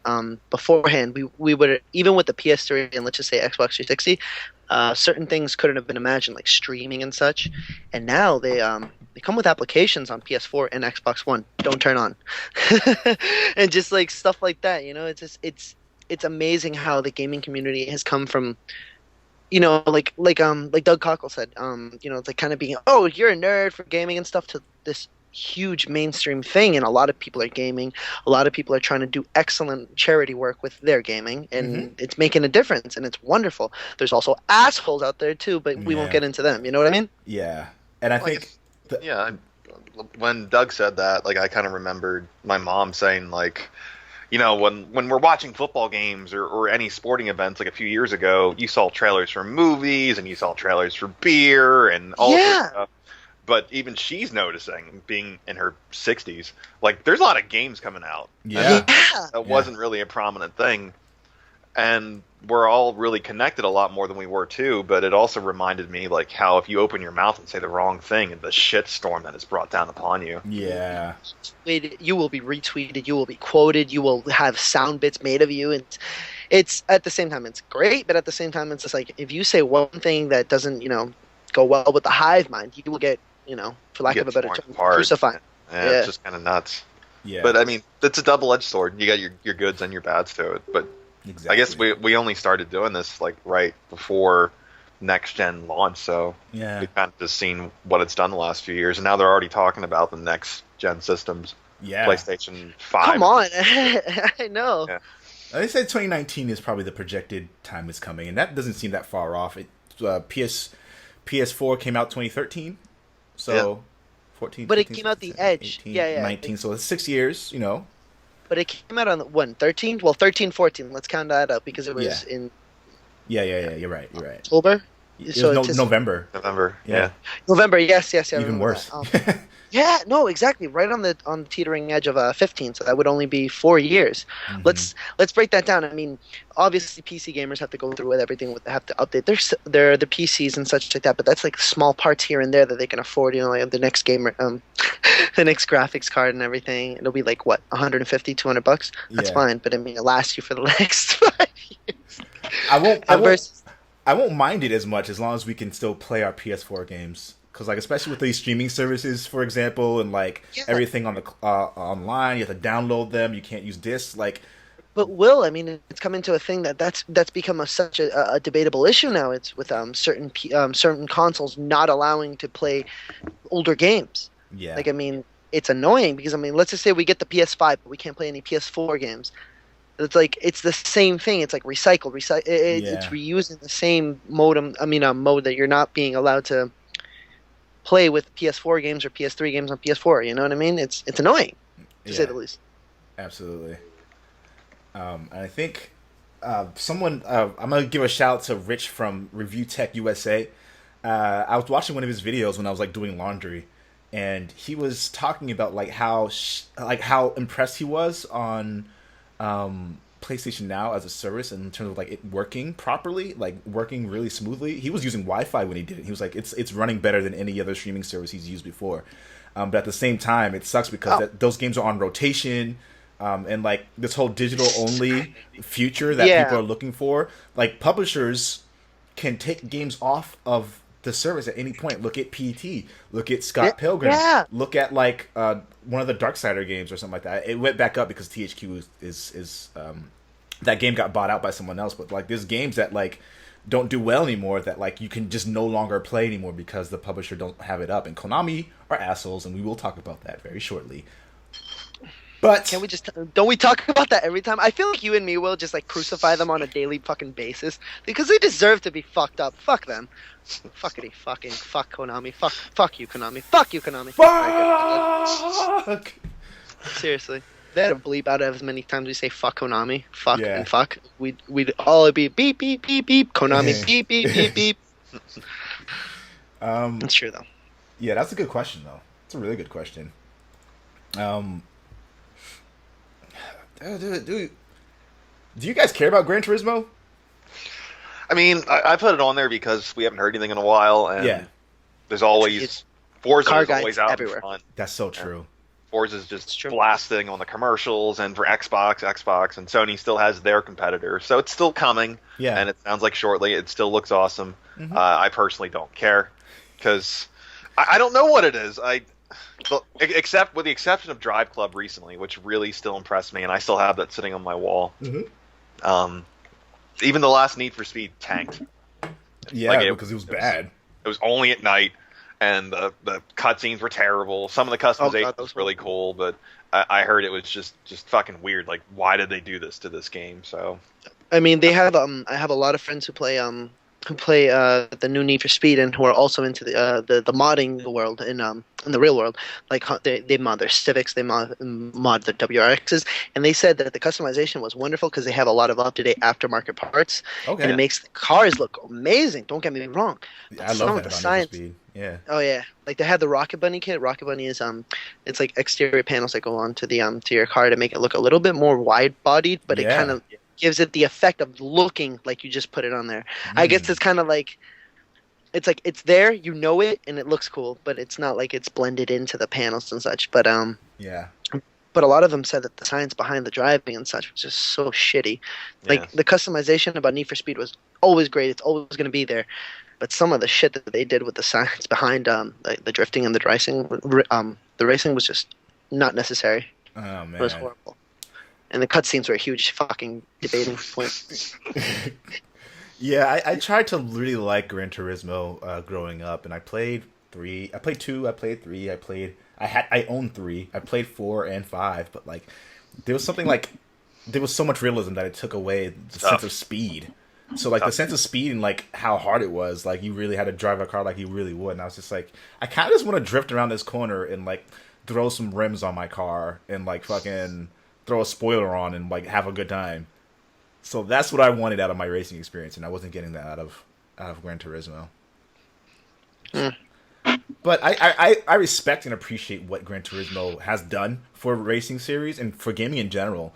And for the diehards who like absolutely love Gran Turismo, who like stay up like 24 hours each time they play it to just play it, like I respect that. There's fine tuning in the games and such. It's like little details that bring the game to the targeted consumer. Yeah. That sets them over the edge. Like we're obviously not the targeted consumer. No, we're Gran Turismo is all about the enthusiasts. Yeah. The guys that love them. Well, I mean, not the modders really, but those that can appreciate how the leather looks on the interior of said brand new or really old classic model car. How the suspension handles. They do so much. Yeah. They really do. It's like on the 62 Stingray, they were showing, it's like the stitching, you could see the near stitching perfection. I mean, like I said, I'm a cosplayer, so I can appreciate stitching, but some of these visuals are ridiculous. Like, honestly, it's aesthetically pleasing. The visuals are just drop dead gorgeous. It's like, wow. Yeah. But then you realize you're not going to buy a game to admire stitching. I mean, you would if you're into that, but I mean, by all means. That's your thing. It's like calling Dead or Alive fans out there. I didn't put that out there. I didn't say that. I appreciate Dead or Alive as a fighting game. I mean, it's not the most deep fighting game. It's not my favorite fighting game, of course not. Street Fighter takes that crown for me. But Dead or Alive is a fun game, and like if you take the time to learn its mechanics, it can get really deep. There's like combo canceling and crazy shit you can do, but you know, Dead or Alive gets flack so much just because like it does have that fan service, and people are like, it's not a real fighting game. Like, dude, go against someone who knows how to play that game. You will get fucked up. You will get wrecked. Shout out to my man B-Boy Ryu Collins. You guys have seen him on the podcast before, but he's an avid DOA player, and I've seen his work. I've seen him. I've played against him before, and he's taught me a couple of things in that game, and I'm just like, dude, this is deeper than I realized it was, and I already thought it was kind of deep. So, can I just say, fighting gamers, like fighting fans, hats off to you guys. There is amazing science and the depth of each game that goes out. I've seen certain people just talk how passionate they are in interviews, like for Evo and such. Mm-hmm. Just can I give a shout out to all those fighting fans, especially you, Will. I know you like Street Fighter goes deep, but there's so many moves and combos that only certain people, certain gamers can definitely identify with, and that's, you have to have quick reflexes, you have to understand the game on a quantum level, and oh my god, congratulations, you guys are you guys are far ridiculous. better than me. I set down the controller. I will Street Fighter and I will get wrecked without even throwing a decent hit, and the person that I'm playing against will only be at best, they're saying, oh, I'm average at best, and I'm just like, good god, man. It's like you get wrecked, and then you see like the pros play, and you see tournaments, and you're just like, how does one take a split second to make up like decide whether or not they're going to block forward or block backwards if they're crossing you up. I get confused Harry's- all the time. Yeah. It's amazing, especially like shout out to my godbrother Sharoni. He's a huge Street Fighter fan. Like that man will have if you walk into his room, it's all Street Fighter. He's playing that game since he was, I want to say born, but you know, even on the SNES and such, he's played that game for the greater part of 20 years, I believe. Yeah, he's 25, but he has played that game and he knows so much about it, and he'll only call himself, oh yeah, I'm average at best. And then when you see some of his videos, you're just like, You're better fuck. than average. And then the weird thing is, it's like, oh yeah, but if I go post up at a tournament, I'll have my work cut out for me. And it's just like that generation of gamers, that generation of fighting gamers, without a doubt, hats off to you guys, because I mean, I don't think you guys get enough, recognition, especially to like, even you will. You play a lot of like Street Fighter, DOA, and such, and you understand to a certain extent the amount of work that goes into it. I'm just like, I'm sitting there, I'm like, When I used to play DOA on PS3, like the thing I was known for the most wasn't my playing; it was my commentating. Like I was the commentator for our room, so like I would get people hype, and I wasn't even live streaming at the time. Like this is before I even started live streaming. I was just going in to the rooms and just like talking about the counters and talking about like the juggles and stuff like that. I was that guy. You were that announcer from Dragon Ball Z. Yeah. Next time on Dragon Ball Z. Will she counter? Will he uppercut? But this time. Yeah. And next time he uppercutted, and she lost. I think I'm going to enter some tournaments this year. Do it up. I don't expect I'm going to win anything, but I think I want the experience of at least doing it. I never really entered any. I entered like a college gaming tournament before and gotten like in second place, but. And before Will wrecks the competition and takes the crown and be like, oh, okay, he is the new Saitama. Watch. I didn't win at college. I was definitely one of the best players at college in regards to the game. I didn't even own Halo, and like I used to like. I entered the Halo competition. I didn't have a 360. I just entered it, and I almost won. I was like, all right. Natural game. I mean, there's a generation of people being born right now that will just pick up a remote and be able to be like, oh, this is easy. Yeah. That's I'm like, what easy. do you mean? That's I've been practicing this for 2 months. Exactly. Yeah. Like, let that sink in. In the 90s and the 80s when gaming was still new, the people would just kind of be like, oh, all right. Who would have thought? And this is such a short amount of time, because anything that, like sports and such take such a long time to become, globally known. It has taken off in the, 10 to 15, pushing 20 years. Yeah. Yeah. No, not even. Let's just say gaming. Let's just start at 2000. It hasn't even been a full 15 year. I mean, a full 16 years. Yeah. Yeah. That's ridiculous. That's crazy. We've come so far, and one of the other things I wanted to actually talk about during this podcast, which is a really amazing thing that we're getting to see in this generation, is cross-platform play. And so this is going to segue right into my next topic in the news, which is Paragon, Battleborn, and Overwatch are all coming to the PS4. Yes. And Paragon is actually going to be cross-play. So people on PC and PS4 will be able to play with and against each other, which is, by the way, developers, if you are listening to this, which I hope you are, not only because Doug Kaku was in the first part of it, I assume that's probably one of the reasons why you might be listening. Just please. If you're still listening, guys, do more stuff like that. That is amazing. Like, more options for people to be able to play with each other and interact with each other is awesome. We love to see that. But what do you think is going to be like the premier? Because the thing about these games is that there's certain things that are similar about them, right? They're like MOBA style shooters. Mm-hmm.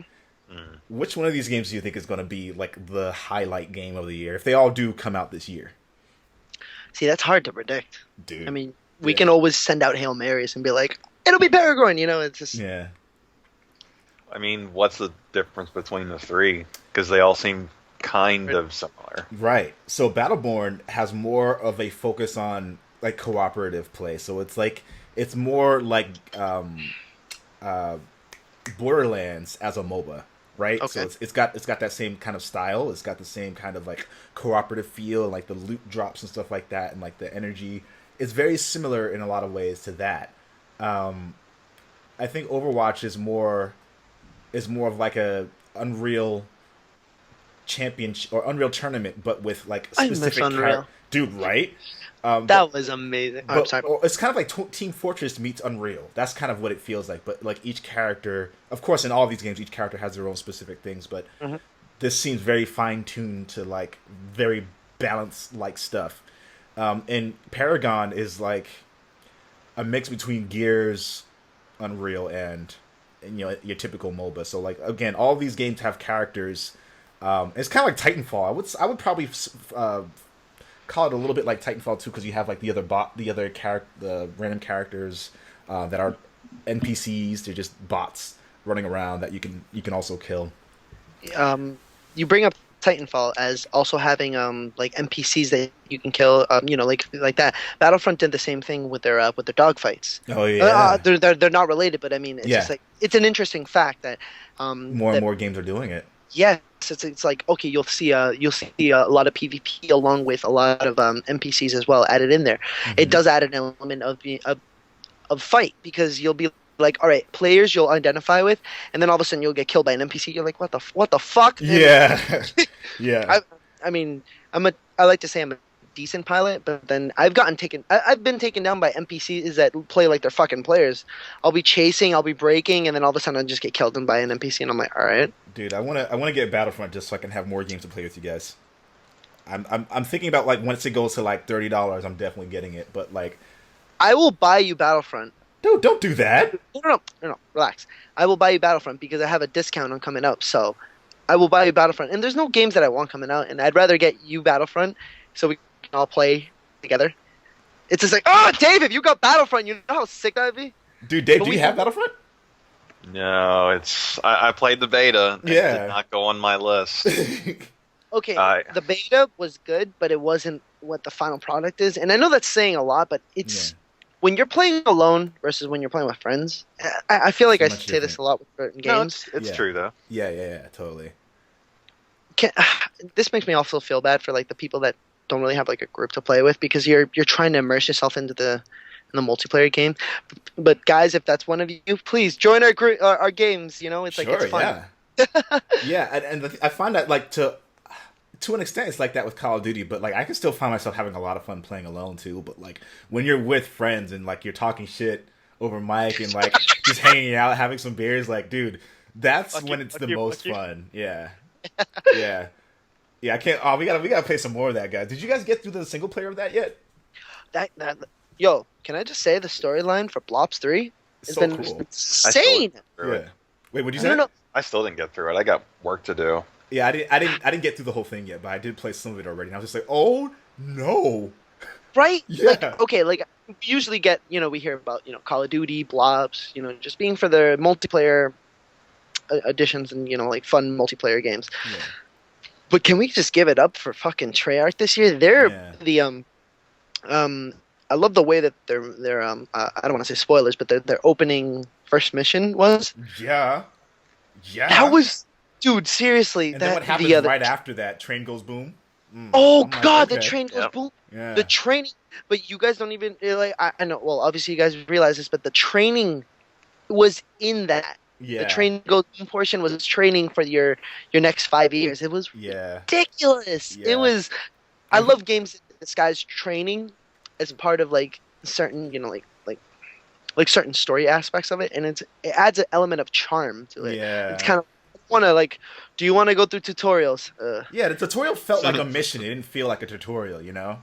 felt like a 1-1 with the instructor. It was just like, oh Yeah. shit. And then you wake up and you're like, oh wait, I learned all this cool shit. Yeah. Nah. Yeah. Yeah. I think later today I'm gonna be live streaming. I'm not sure which game, so if we're down for Black Ops 3, people at home, make sure you go watch the live stream of that because that'll be fun. Oh my god, imagine all of us just like drinking and playing Blops again. Yeah. Some of the stupid shit we say, I love it though. Yeah, it's so good. So I think in terms of like out of the three, I think the one I'm looking forward to. Oh man, actually I don't even know anymore. I'm kind of comparing the three, like I have been, and I'm also looking at studios. Like that's kind of how I kind of base it on. Yeah. You got Battleborn with Gearbox, Yep. and you have You're gonna get comedy out of that, right? You're gonna get like over stylization, comedy, kind of like over the top, right? And you have Overwatch with Blizzard, Mm-hmm. and then you have Paragon with Epic Games. Yeah. So it's And like they're all extremely competent developers, right? They're like, if I had to put my money on one of the two, that's a tough sell. I mean, I'd go with. I'm leaning toward Overwatch, but I was gonna say that. a close second might be Paragon. No Yeah. offense to any of them See, because I don't know enough about any of them. That's just perception for me right now. yeah, Well, see, what the thing is, you're going to look at the people that made Overwatch and how the gaming. I know we don't like to do this, but a lot of the gaming community has been very receptive to like a lot of the trailers and such for Overwatch, and and it was just you're announced to be coming to PS4 not too long ago. So it's like, oh, we are getting it. Like, yeah, for a long time we were in the nose, like, I mean, it's okay if we don't get it. I mean, it's a bummer that we don't, but I mean, like, and then they were just like, guys, PS4 will now get that. It's kind of like, oh, yeah, fuck yeah. fuck you, because now I have to buy it and Yeah. give up more. I'm gonna try to get. At Paragon, least you beat At least you beat Metal Gear. I haven't been. Sure did. I'm not gonna ruin anything, but my man, I will. I did say in my in a minute review, like there. I don't know if I even said it during that review. It's like it does. It bothers me that some of the missions later on just become like repeats of other missions, but like the story content is really cool. I'm gonna say that. That's all I'm gonna say. Anyone who has not beaten Metal Gear, including you guys, that's okay. But get to it. Metal Gear Online is a lot of fun. Is it? It's I haven't- hard. It's definitely not the same as like playing any other third-person shooter, but it's also there are things I wish they did with it that they didn't do, and hopefully they will do. But I'm very scared about what's going to happen to the future of that game because like who the Did you fuck's hear even that working on it? Konami said that they're going to bring out another Metal Gear? I'm like, good fucking luck. No, yeah, they definitely said Good fucking luck trying to bring back someone as intelligent as Kojima just with Metal Gear alone. If we're just not even talking to Zone of Enders or any other games and we're just talking based solely off Metal Gear, good fucking luck. Yep. I mean, here's the thing. Congratulations, you played yourself, Konami. Yeah, exactly. if they do, they are going to make another Metal Gear. If it is good, I'm still going to be butthurt about it, but I probably will still buy it. But like, it's Why not going would to you be the same. buy it? Because if it's Metal Gear, if it's good, the thing is, if it's, but I'm We're so avid Metal conflicted. Gear fans, but I'm so we can't be conflicted. supporting Konami. The only way that they Yeah. get across is their numbers. That's If true. a lot of people, That's I've seen very a lot of true. movements already going on that say someone else will buy Metal Gear and they'll stream it, and we'll all kind of be like, all right, it's better to get one copy and 600,000 other people watching Yeah. versus 600,000 other people buying the damn Yeah. thing and streaming at the same time. I'd rather do that because if it doesn't sell out and it doesn't do as well as 5 did, I'm glad because those Yeah. assholes took away a huge part. I know you and me will. Yeah. That was a huge part of our childhood too. Yeah, I'm totally with you on that. Actually, now that you say that out loud, I'm like, you know what? You have a really good point. Don't get me wrong, I would love nothing more than to just play it, but I don't feel like it's worth it to give Konami what they want because Konami just fucked everyone up. It's just like not only the Metal Gear fans, but the Zone of Ender fans. A lot of even Yu-Gi-Oh, like tabletop gaming fans. A lot of people forget that Yu-Gi-Oh is a huge part of I their forgot that was tabletop. Konami. Yeah, they are, and a lot of people I know, even with the whole Metal Gear fiasco, has a lot of top duelists and such. They've stopped playing Wow. because they realize that if Konami shifts Mm-hmm. on Metal Gear, which is their top-selling product, forget Yu-Gi-Oh, forget a lot of the tabletop gaming, but imagine if they just shift just like that off just off Metal Gear, Zone of Vendors. What's for them to stop? Going off of tabletop gaming, Yu-Gi-Oh cards, etc. Right. I've seen at least 60 people give it up. Right. And It's ridiculous. and the craziest thing is we are avid Metal Gear fans, and like at this point, like I kind of don't want any more Metal Gear, but I kind of do. But, I know what you mean. Like I want to. There's something that happens that I can't talk about because it's at the end of the game. But like I want to see the next thing. There's more. There's more No, I story know to be there's told. more. I know there's more. That's the worst part. That we oh my god. I know there's a lot more that we want to see, that we want to experience. Yes, I mean it fucking kills. Obviously, it's not the same when you're watching it on YouTube versus when you're like the controls vibrating in your hands for each step of like like a mech or something like that. Yeah. It's the fucking difference. It's the Yeah. difference killer. But I will be damned if I give Konami another bit of my money. And I hope a lot of Metal Gear fans, a lot of Zona Vendor fans, a lot of tabletop gaming fans from Konami don't give their money to them because Yeah. they are such assholes that they want to rip out a genuine part of their of our culture, of our gaming love. They could do this to any other game. So fuck Konami, and I hope to God that they drown in their tears and their miserable sorrow. Damn. Metaphorically speaking, as a company. Yeah, I don't wish them any success moving forward. Yeah, that's how I feel about Konami. Kojima being a part of Sony's legacy now is very, very, very, very interesting to say the least. Very cool. And again, I have both consoles, so it's not like a big thing for me. Like I can enjoy whatever content comes to whichever one if I do choose to, and I have the money. But I'm happy that he's with Sony. I am. We're probably not going to see anything for a long time. But when we do see something, it's probably going to rock our socks off. Yeah. I assume. I won't even add to it. I'm still pissed about the whole Silent Hills thing. Yeah. Dude, That's a different fucking wound. How dare you tease the gaming community as a whole with Norman Reedus? Already it's a good fucking addition. And then Guillermo del Toro as part of it as well. And then you go and say, "Hey guys, fuck you." Yeah, I'm putting up my middle finger. It's just like that's disrespectful. Again, this is why I'm so upset because they're disrespecting us as a community. They're disrespecting gamers as a whole because whatever bullshit that they want to invest in, but they don't see that their core demographic, their core people that actually buy their products are gamers. Well, I could see it going one of two ways. One, they're going to turn into the next Sega or Neversoft or so many others that came before them and just bye. Or two, I mean, crazy, stupid theory, they might become EA. They might just sell the fuck out and just totally dish out something the consumer wants somehow. I don't know how, because they've already said fuck you to us so many other ways, but I could see that happening too. I mean, at that point, it would be up to us as a gaming community. It's just like Will just said. He just said earlier that I might have to because it's Metal Gear. It's as simple as that. Like you did for Star Wars. Part. You did for Star Wars with EA. I didn't. As much as I hated myself for not doing it because it's Star Wars. But I understand. I understand why. I totally understand why. But the thing is, it's like I would rather it come down to circumstance because I got a massive discount. I told you guys I got a gift card to it. I mean, if I'm gonna get Star Wars for $5 versus not give them a penny, it's like all right. I mean, if anyone else is in that situation and they're part of it, I mean, do what you have to do.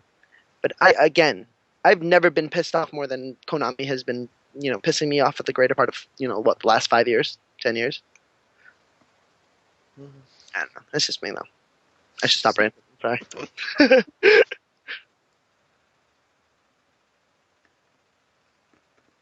Wait, where'd Will go? Well, you good? We can't hear you, bro. Can't hear you. I'm neat. Now we can hear you. It's such a tricky thing because it's like, yeah, like you guys were saying, like there's going to be people who, regardless of the circumstance of how the game comes, the experience comes, that they want to play that game. I'm with both of you, man. Like, there's going to be people out there who don't care, and then there's going to be, and I hope there's going to be a lot of people who say, no, I'm not going to stand for this. Konami is infinitely worse than EA. I will just say that. Infinitely. Just like... There's forgiveness in some aspects of EA. Honestly, EA hasn't just... They haven't just shit on everyone all the time. That's what I'm saying. Like, They shit on me enough that you guys take more of an affront to Konami. I take more of an affront to EA. Well, with Battlefield, Well, I can Bill understand. That's just one of many. Yeah, that was a disaster. That was a disaster. Fucking clusterfuck. They killed that franchise for me. In one game, they killed a franchise. I still haven't been back since then. Yeah, me neither. Can we go off on what you're talking about, Dave? Like, what do you mean by they killed it? Like, which franchise was it? What Battlefield. It was Battlefield 4. Because I remember that we used to play 3 a lot. And we used to love what they did. And we had such high hopes for when 4 came out. And I was one of the few early adopted users. Like, right now, from what I've heard from anyone still playing Battlefield 4, that it's working, that they love it, that it's awesome, that's one of the best games I've ever played, fine. But for 6 months, I think, if not longer. Might have been 9. Yeah. Like, it was something ridiculous. It just didn't work. Or that's it failed. That's a pregnancy term, dude. Yeah, that's right. That's what I called it. I said they have fucked this game for a pregnancy. Like someone has been conceived and brought into this world, and they still didn't fix the fucking game. Like that was they killed it. They killed that game for me. And Madden's another one. Even though like I'm going back to the same thing. I bought Madden again this year, and it's just because I love football. That they actually did change enough few things about them. Like, okay, this is awesome. But they still got my money. They still found a way to get it. All right. And I just, I hate them, but I still spend money on their shit. Doesn't that come down to our generation, though? I mean, like this, like sometimes when you have disposable income and you have something with the title of like something that you want, it sucks because it's like, ooh, shiny, must get. You know, it's Yeah. I mean, I know me and Will be tempted to get the new Metal Gear. I'll be tempted. I mean, there's. Oh hell I'll say yeah! that, yeah. I'm not gonna be like I will say no matter how many times it's flopped in my face. Like let's just say it's another situation where it's just like, oh, I got like a gift card to get X amount off If of it the drops game. down to $15, I'll buy it. How about that? I hate. You know what? I'll just piggyback off your fucking streams. I'll just be like, hey Will, I'll text you. I'll be like, Will, wake up, play the game. I want to stream. now. I just want to watch. I'll be like, please. Let me live through you. So yeah, we jumped a little bit. I will say my most anticipated of the three of those, the Paragon, Battleborn, and Overwatch, is it would have been Overwatch if Paragon didn't come along and just like kind of show me something that I didn't see before. Like it's third person, right? It's got really, really high end visuals, and it's got cross platform between PS4 and PC. I think that's a huge deal for me. Because I just want to have as many open options to play with people as possible. I know this is something that I'm just gonna go out and say it. Final Fantasy VII. This is If I don't get out of this, it's gonna be another 2-hour topic. This is just quickly. How do you feel about episodic content for Final Fantasy VII? Okay, all right. I'll be as quick as possible. I won't. I'll try to be okay. Sit back. Like I wish I had a. There is just. I drank all my beer. All right, but, I just want to let a lot of the people that are so against this to know it's the original was in 3 parts. Final Fantasy VII was in 3 or 4 parts. I forgot. Was it 3 parts? I think it was. It was in 3. I think it was 3. Legend I'll of counter Druid that in a minute, but keep going. Okay, all right. A lot of people, when they hear episodic releases, they think Telltale Games. They think, The Wolf Among Us. They think, Life is Strange. Life is Strange. They think, Walking Dead. Yeah. Again, in the Famitsu interview with Tetsuya Nomura and the whole crew, it wasn't stated once that it would be released within different time. Different, like 1 year would be this, the second year would be that. And a lot of people have already done this, and I understand as a collective gaming community, we got to take the good with the bad. But everyone's just started shitting on Final Fantasy VII. They started shitting on Square Enix just already off the bat. And it's just like they never once said that they would be releasing it on year 1, year 2, year 3, year 4, etc.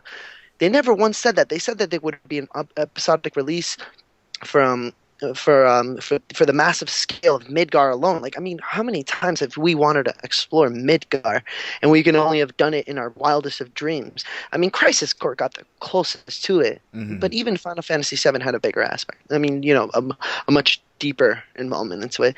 Like, if they release it in an episodic way at the same time, there will be a lot of people that will feel foolish because they've already slandered, they've already said what they had to do, they've said their piece, versus, you know, like, oh, I'm so upset that they're releasing it in an episodic way. I'm like, I'm not. I mean, if it's holding true to the original and it's being broken up into 3 pieces at the same time for the same price of $60, I don't fucking see your point of bitching.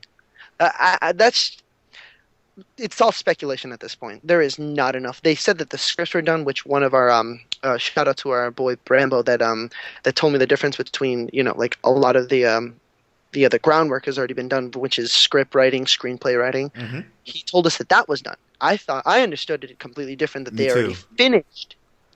finished the setup and everything for the Scenario game. 1, right? Yeah. Yep.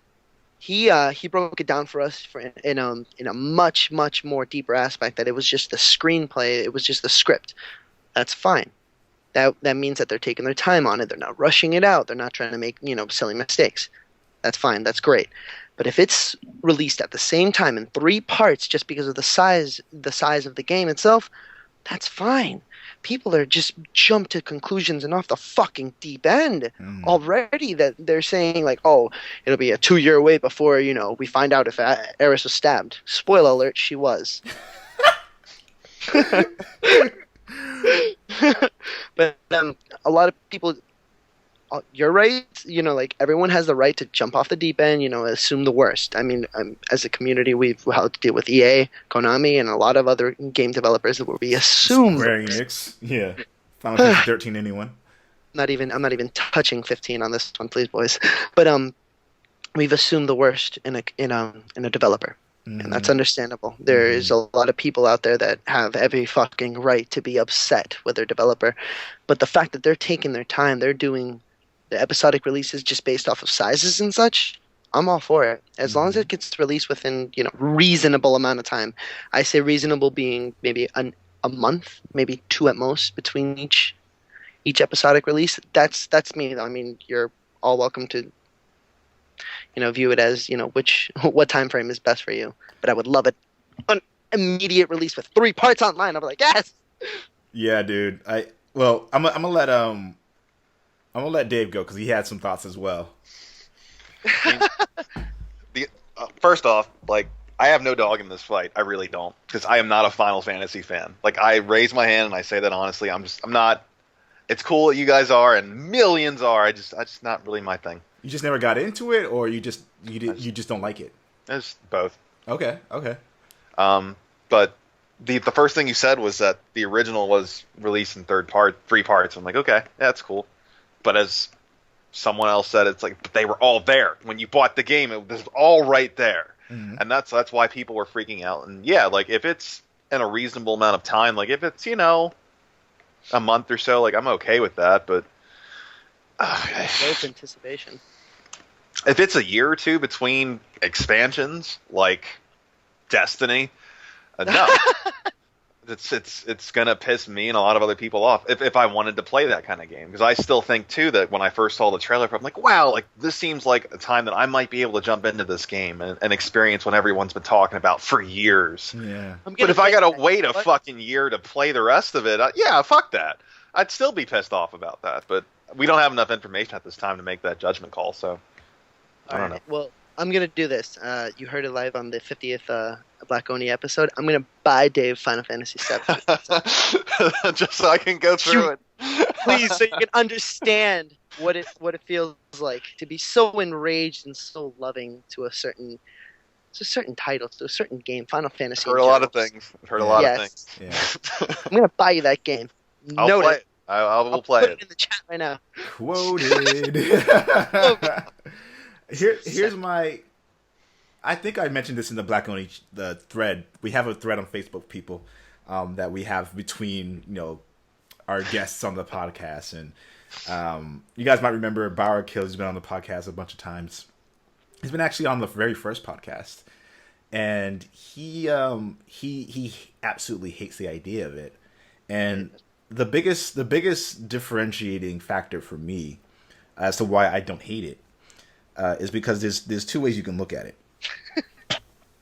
There's one way you can look at it as, this is episodic release. There's a good chance that it's not going to be done properly. It's not going to be released in a timely fashion. It's not going to be, it's going to be half-assed. They're going to keep stuff out of the game for the sake of having it be another release, and it's going to be like $60 for each release. There's some people who think that this episodic version is going to be like what they did with Final Fantasy 13, 13.2, 13.3. They're going to be making like several years in between making a new version. I don't think that's what they're going to do, and I'm hoping that's not what they do by doing this. What I am hoping, if they do go the route of doing a timed release for it, episodic release, is that each iteration, each part of the release will be a small chunk into the price. So it'll be like, I don't know, $20 to make a collective of $60. So one, you'll be paying the same for the entirety of the game, and two, you will have the option to play the game technically early versus waiting for the full thing to be done. So if you wait until all 3 episodes are out, you are essentially buying Final Fantasy VII as a full complete release anyway. You have an option, right? So if you choose to buy it in its parts, you can do that. I don't probably recommend that most people do that, but this might actually be a good way for people to know if they actually want to get into the rest of Final Fantasy. They play the first part and say, oh, I actually really enjoyed this. I'm going to have to wait for the rest of it to come out, but now I know that I actually want to buy it. I pay $20 to know if this is going to be right for me. And I think that option is useful. Piggybacking off what you just said, a lot of people don't think that way though. They're the loudest group, if you want to call that, is people that grew up with Final Fantasy VII. The people that grew up with SquareSoft. Yeah. They are more how do I say this? They're more hurt, I guess, by this decision. You can say butthurt. It's fine. All right, they're butthurt. I don't want to, but they are butthurt. They're very butthurt because it's like, oh, it's an episodic thing. It's just like, yeah, well, if it comes out at the same time with 3 different downloads or 3 different discs for the Blu-ray, I know that Blu-ray holds a lot of memory, but like, imagine that. Yeah. You will have bitched and moaned and complained for the greater part of 3 years, 4 years, just for something you didn't know, and that's a lot. That's a big problem in the gaming community now. Before we know anything, we fucking rip. Yeah, that is true. We go off, and then all of a sudden, near the end, we're like, "Oh yeah, we knew that." Well, we just, fuck you guys, whatever. And it's kind of upsetting. Yeah. It's like we should give the developers the benefit of the doubt. Obviously, we should make our opinions heard, voices heard, but not in the way that I've seen certain tweets just. Holy shit! Yeah. Double-edged sword, man. Yeah. Comes back around again. Yeah. Exactly. Yeah. But I mean, like, I've seen some people just tweet out for Final Fantasy VII being like, "Oh, fuck your mothers, fuck everything that go on," and it's ridiculous. It's like I understand it's a crucial part of your childhood, but going off and insulting the developers, the teams, certain people on Twitter and such, it's getting to be the point where it's kind of be like. The gaming community itself is toxic. We don't. I mean, we're not toxic as a gaming community. We come together because at one point or another we fell in love with video games. We want to share that. I mean, come on, being toxic, we just become any other community. Yeah, that's true. I don't know. I mean, like what. When I was trying to explain to Bauer Kills when I was talking about like you still having the ability to buy the full release once it's ready, he still hated that because he felt like he would be obligated to buy each part. It anyway. Yeah, it's like Battlefront. Sorry, Chris. Well, I mean, it's a little bit different. Battlefront was just like one thing. $60 plus like $120. That was like all the DLC and everything else with that. That's a slightly different analogy, I guess. But all right, that's true. I mean, but you shouldn't have to wait for a full game. That's what his point was. That he would have had to wait that long anyway, though, for the game to finish. Like they have to still finish development. then Well, just okay, it's hard. You're arguing semantics about when a game is released and when you should release it, and the fans you cater to now opposed to the fans you cater to later. It's getting ticky tacky to me. Like personally, again, I don't give a shit. See, that's that. Man, I don't have a dog in this fight, man. Well, that's why I value your opinion in that, because Exactly. you don't give a shit. Me the and Jordan only are thing I invested. don't like is if they had to wait a year or two to continue the game. I think that's fucked. That's But I don't fucked think anyone in should do that. itself. But we don't even know, so that's speculation. That's hearsay. Exactly, that's hearsay and it's speculation at this point because we don't know. They just gave an interview which everyone blew up on. I mean, relax, people. Relax. Please go play something else for now. You know, Yeah. we weren't expecting the release. Final Fantasy, they won it. Yeah. They're How do you killing. think I feel? How do you think I feel? It isn't even announced yet, but I try. Yeah. I have a stress ball. Okay. All right. I think people at home, if you're listening in your car, please do not respond to this in your car while you're driving. You will probably die. But if you are watching on YouTube or you want to comment through Twitter, please let us know what your thoughts are on this without getting Ragey. ragey. Yeah, that's a perfect word. Without getting lost in your thoughts. Let's continue the discussion. I want people talking about it. I want people like having an understanding of the repercussions, but also the positive or negatives that can come out of it. Game Awards recap. We all know at this point that Witcher 3 got Game of the Year from most outlets. Yes, of course. And again, big shout out to Dave for putting a lot of this stuff together for the podcast agenda. This is one of the ones that we were essentially going to like do off the top, but like there's so much to talk about that we're already doing that now anyway. So there were 1, 2, 3, 4, 5. There were 5 games that could have been picked: Bloodborne, Fallout 4, Metal Gear Solid 5, Super Mario Maker, The Witcher 3, and The Witcher 3 won. If you had to give it to any of those other... Well, first of all, I know we talked about this during our thread, but which game do you guys think deserved to win Game of the Year? Dave, go. Witcher. Like, just ended conversation. Yeah. Like, you could try, but Witcher. Everyone said it. Yeah. Everywhere. Yeah, Me and Will are big Metal Gear fans, but it was the year of The Witcher. the Year of the Witcher. Absolutely. There was nothing to say about that. There was no if you were gonna if you're emotionally invested, Metal Gear would be a good second, without a doubt. But you can just jump in right on The Witcher. So Yeah, I mean, I could even say for fanboys, like, you could try and go with Fallout. You could try, but The Witcher still beats it. yeah, without a doubt. If you had to pick another game, a different game aside from The Witcher 3 to be the winner, what do you think it would be?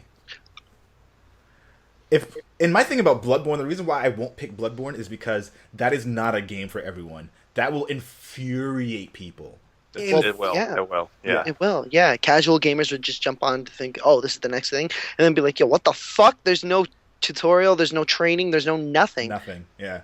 And to be fair, the game is fantastic. I think the game is brilliant, but it is not. It's not Game of the Year material. I don't think it's a game that everyone will like undoubtedly look at and be like, this is what defines this year or even this generation. See, that's hard though. I mean, like that's Yeah, that is hard. There's a close second in Metal Gear 5 if you're fans because you understand the game, you understand the mythos, you understand a lot of the things that are going on. Mm-hmm. But if you're not, Metal Gear 5 looks like a beautiful cinematic piece. Don't get me wrong, Mm-hmm. beautiful, gorgeous. But you're not as emotionally invested. It gets a little repetitive after those missions I was telling Yes. you about. Yeah. Yeah. I mean, I think from a gameplay perspective, we'll talk about this a little bit further down the list. Yep. Metal Gear Solid 5 has some of the best gameplay of any game I've played this year. Oh yeah. Yeah. Oh yeah. I mean, we're not shitting on Fallout 4 or anything like that. No, like, not at all. Fallout 4, It's no. Yeah, it's still awesome. I don't know. It's hard to describe. Like the first time you put in that game, it's just an epic journey that you're gonna fucking go on. You just don't know it yet. The Yeah. voice acting was good. Like we had Doug Cockle on here earlier, and if anyone's just tuning into the second part of this, the podcast, Yeah. there was a lot of the grunts and such and a lot of the farewells were all individually recorded. There's not a lot of production teams and like voice acting teams that actually go in there and do individual goodbyes, individual hellos, and it's certain things like that The add an immersion element. in world building is just so. Yes, that's Yep. what it comes down to. And in that way, Fallout 4 does a really good job of building a world, right? It does a really good job of like populating it with things to do, with new items you can find or new characters you can interact with. I think Fallout 4 hits the nail on the head in a lot of ways. But I think the reason why I'm going to give it to Metal Gear 5 for my second choice is because one, of course, it's a more cinematic experience or whatever. It's set out to kind of tell a more specific story. But also, like, if you look at like all the notches on the categories, right? You look at visuals, Metal Gear takes it. If you look at sound design, Metal Gear kind of takes it. Even though the music in Fallout is amazing, like it's got like Yeah, a but lot the of old music- But the music in Metal Gear 5, come on, there's no... Nah. I think the music in Metal Yeah. Gear 5 is more iconic overall. And it's immersive. It's very immersive. And Yeah, like they have original soundtrack and they have like songs from the The- from the game from the actual 80s and the choices. The thing is with that, it's like you have to go find those songs. They're not like apparently like there all the time. With Fallout, you pretty much have access to them once you listen to the radio, right? So it's true. Or when you find the radio station, like you can't always. that's true. That's true. Yeah. When it comes to like raw gameplay, like controls, I think Metal Gear gets the controls, but I think Fallout does some things in terms of like gameplay mechanics that are interesting as well. And like you have the perks for each, like you can upgrade your perks trees in Fallout 4 so that you can now essentially be a powerhouse for melee. You can customize your guns to make them like laser weapons or regular weapons. They both have really good like weapon customization. I don't know if you got to the point where you can customize your weapons in Metal Gear yet, but you can do that, and it is fucking glorious. Yeah. So it's a really hard. It's a very close tie between them, but I think Metal Gear will take it, at least for me. What about you though? What if the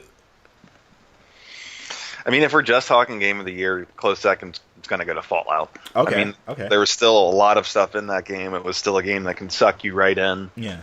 It's still a game that you can spend hours doing a random side quest that means like nothing. And even when you finish certain side quests, there's no like end reward. It's just the end of the story. There was that one little thing that you found there. Or plus, like if I'm comparing like RPG to RPG, which is kind of like what you're doing with Fallout and Witcher anyway. Yeah. I mean, you're going from swords, magic, and cool stuff to guns and explosives and bombs, and I'm still like, all right, Yeah. I could take either one of those, but that's my close second. Okay. And is Metal Gear your close second, Chris? Yeah, yes. I played Fallout 4 and I love it. There's nothing. Adore it. Yeah. There's not a lot of negatives to say. This is the hard thing about this year. Every game was so good. Yeah, there were a lot of really good things about a lot of these games. Even Destiny brought it up a notch. Oh hell yeah! And Yeah. you know how objective I was. I was even objective on these podcasts. Oh, and me anyone, too. and anyone that can go back and actually hear this, you know, like, oh man, that the game went a 180. It pulled a 180, and the immersion was better. The fighting was better. The PvP was a lot better. The raids were great. That hammer is still OP as fuck, though. Fuck that hammer. Dude. My God, as a hunter, fuck that hammer. Dude. Right? Whenever people activate the hammer, fear gets instilled in everyone. I think I heard they nerfed it a little bit, but like Yeah. I was just like, fuck. Tiny bit.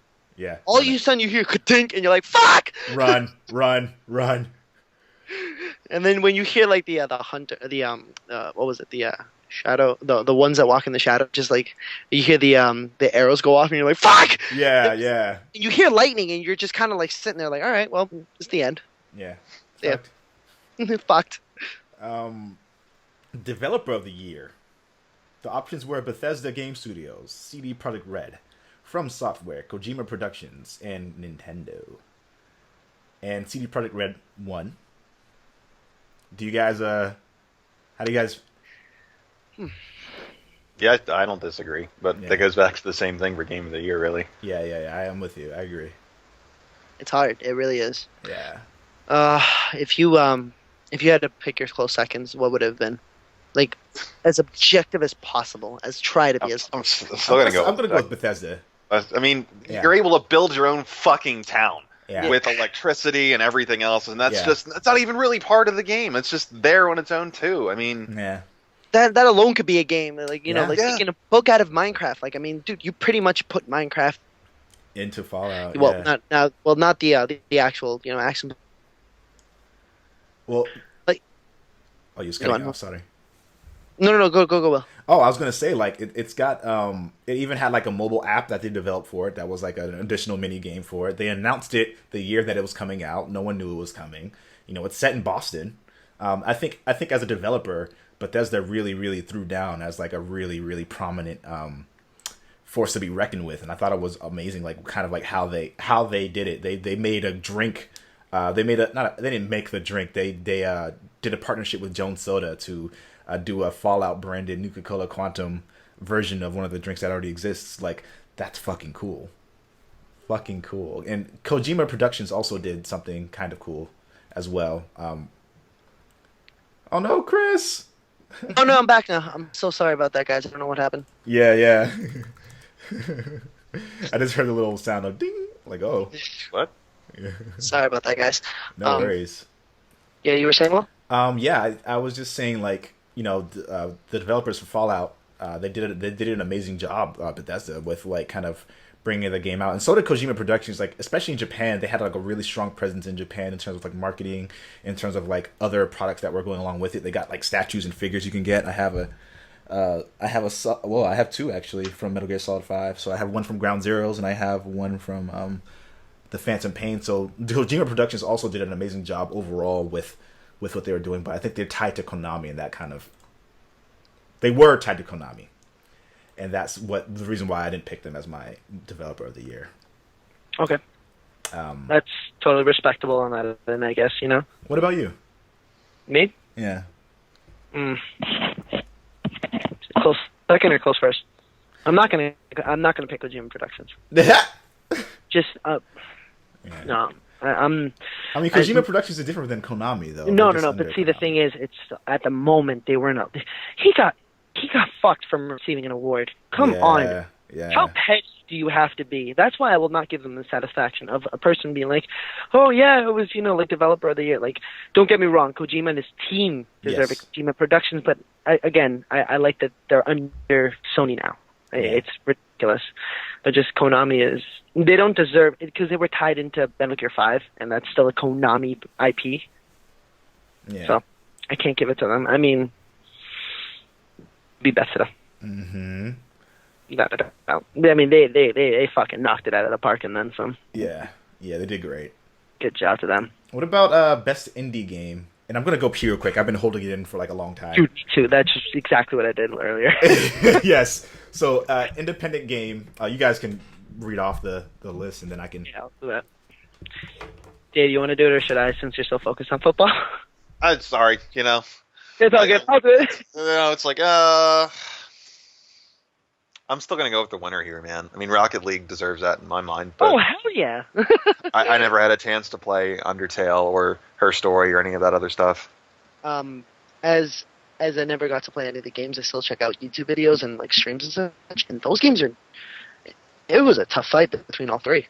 It was... What was it? I'm just checking now. It's on the agenda, right?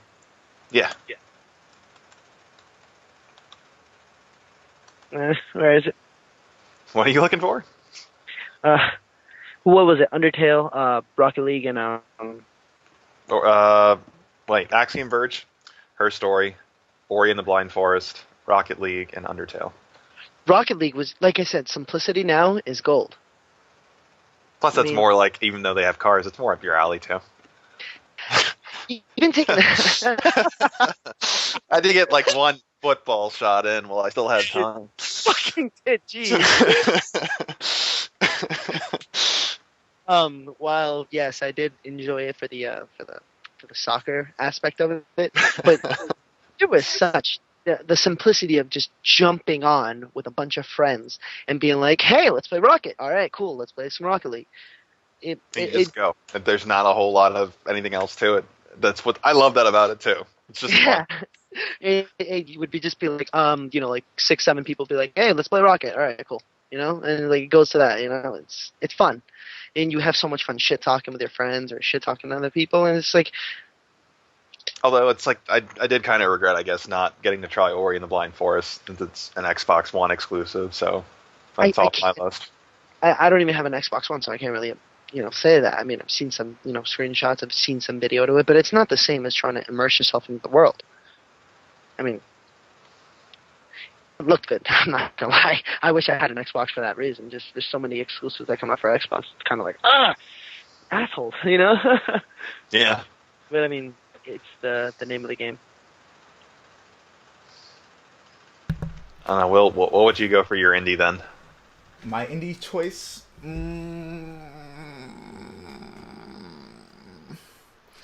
I'll be honest. I didn't finish Ori and the Blind Forest. Aw. How was it? It was cool. I thought it was an interesting game. I think it was beautiful. I did put it on my list of some of the top 5 most beautiful games of that artists will appreciate. So I think it's, in terms of like artistically speaking, it is gorgeous, and that's actually on the list as well. I didn't realize that. Yeah, For the art direction, but Rocket League was like, addicting. yeah. Addiction wins a lot. As sad as that sounds. Yeah, I'm it sorry. does. I never played Axiom Verge. I never played Her Story, and I never played Undertale. But I heard Undertale was amazing. Undertale was insane. Oh, you played it? No. I've seen so many videos on it. It looks unbelievable. And first chance I get, and first little bit of time I get, I'm going to buy it and go from there. Yeah, I heard really, really good things about it. So I would from the list that I see here, I'd probably give it to that more so than anything else. But I haven't experienced it myself, so I don't know. Best mobile handheld game. Neko Atsumi. No, I'm kidding. I'm kidding, guys. I'm kidding. I mean, it's got really high ratings, I'll tell you that. I didn't play most of these games. I played Fallout Shelter, and that's it. The same. That's all I played. And it was fun, but like it didn't really have like an end goal at all. It's just like something cool you can do, like watching an ant farm. You know, it's like building it and expanding it over time. Yeah, Bro. yeah. But yeah, Lara Croft Go by Square Enix won. What did you think about that? I don't know anything about it. Oh, Neither do I. Nothing about it. it was I believe it was tied in, right? To the Tomb Raider series, correct? Yeah, I think so. Yeah, I mean, it sucks that Xbox One got, you know, a timed exclusive for the new Tomb Raider. Yeah, I'm not going there today. Okay. I the more I think about it, the more I appreciate that there's exclusives, honestly, just because there needs to be a reason to go for one console or the other. Oh yeah. Like, Which is retarded. Like, I mean, For the longest time. I hate that there's like people who won't get the opportunity to play something. Like, I get that, but like when it comes down to it, like it can be said for cars, right? Cars have exclusive features or exclusive things about them that make them unique. The way that the consoles are set up right now, it's like there's interface differences, there's graphical differences, and there's differences in like how they have their networks infrastructure set up. But like other than that, what sets them apart? it's always been the prime. It's if I want Halo, I'm going to Xbox. If I want Uncharted, I'm going to PlayStation. You have your exclusives that define your consoles, and I guess new features are becoming more and more big. But it's Yeah. always about games to me. It's always Yeah, about of course, and that's But the if thing. someone- They have to have yeah. games that you can't get on the other one, so that you have incentive to get their system. for like a year.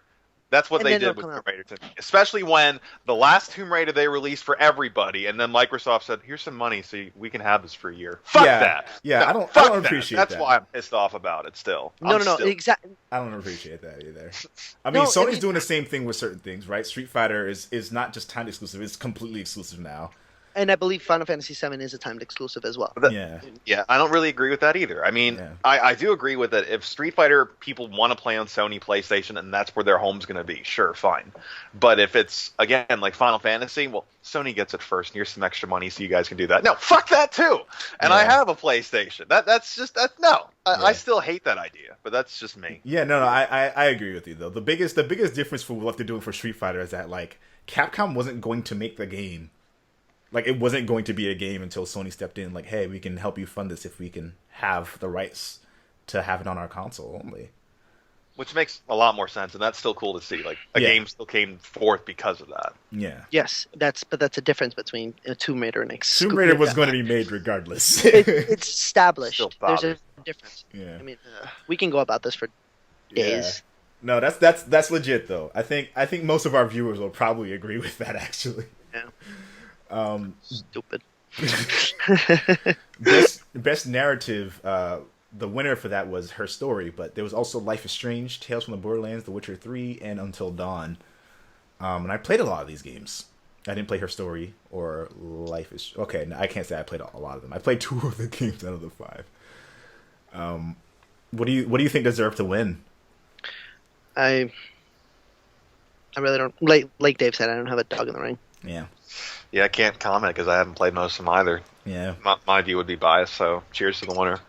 Yeah, cheers to the winner, but my review is biased. Like, The Witcher 3 was just fucking awesome. The story was amazing! And I did get through the whole thing, yes!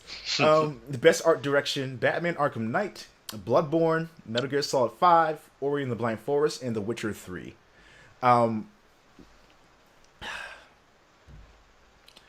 Bloodborne has, like, a really distinct style. There aren't, like, the From Software games, they have a very, very distinct thing, but it's not something that most people will be like, oh, this is beautiful. It's more like, oh, this is fucking gross. Yeah, well, see, a lot of the blood in the Victorian age clothing art style. It was beautiful in that. Yeah. I mean, you can yeah. appreciate it if you're an artist, especially you will. I mean, Yeah. but you love the shit out of it, right? Yeah, no, it's awesome. It's like it's got a distinct feel, right? Batman Arkham Knight, the fucking character designs and the armor and the way that the city glows at night is fucking Exactly. beautiful. I love that. Metal Gear Solid 5 has like this very lush but desolate feel to it, right? It feels like you go certain places and like this world is like, you know, beautiful and like bolstering and vibrant, and you go out on the desert and you're like, wow, there's like, it's just like desert. There's like nothing out here except for the wilderness, except for these animals, except for these guard posts, and the art styling in Metal Gear Solid bears. 5 is awesome. Like the costumes, the character designs, very distinct still. Ori and the Blind Forest.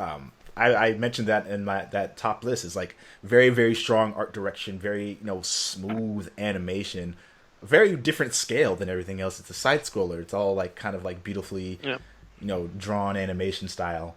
And then The Witcher 3, of course, the huge, expansive, visually beautiful, like graphically, like probably the prettiest game on here.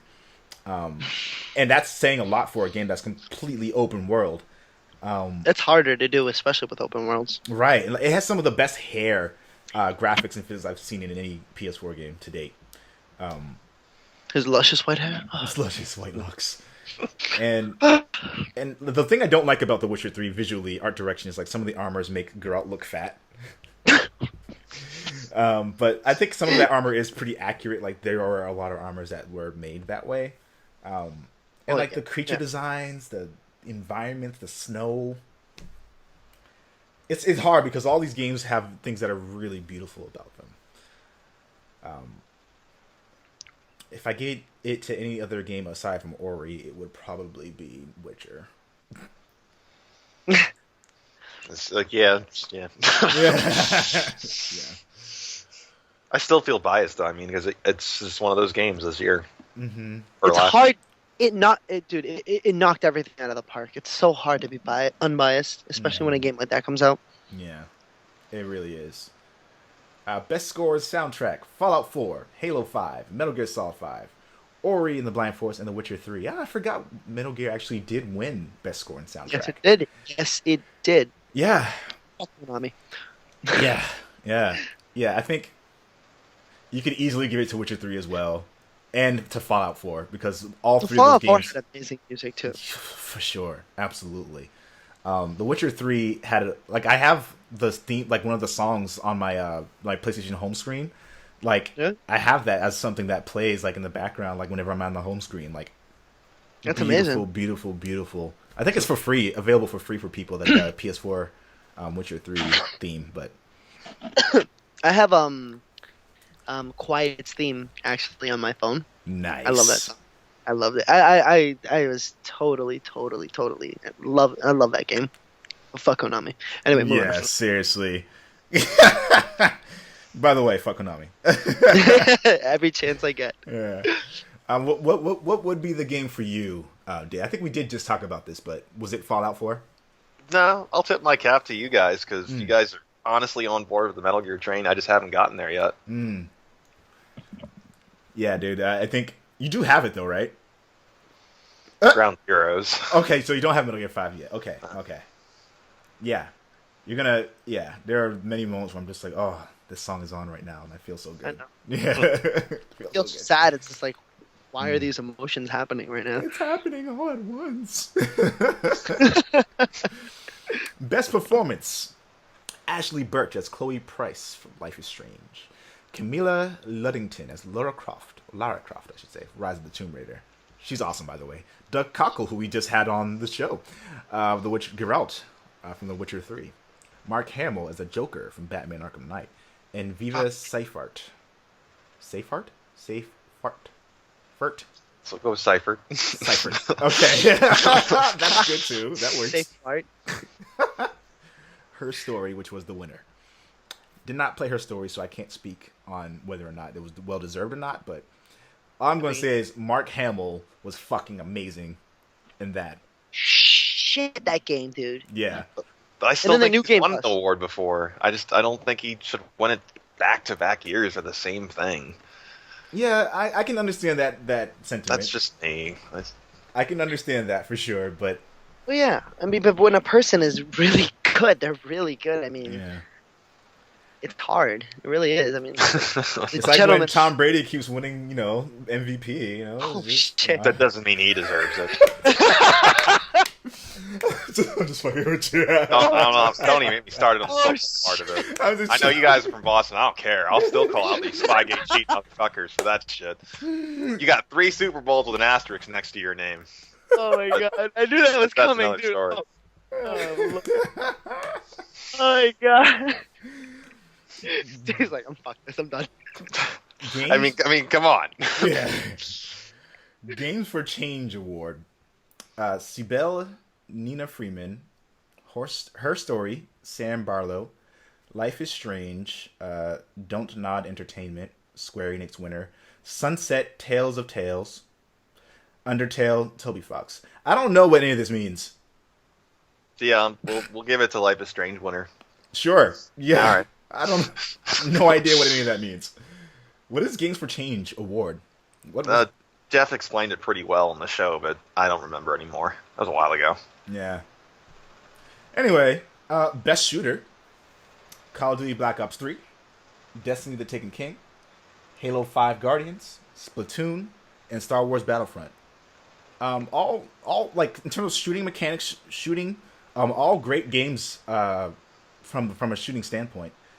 I'm happy Splatoon won because that means new IP still have a place in the shooter realm, and Nintendo is on the board somewhere on here. So, yay! Yeah, I'll second that.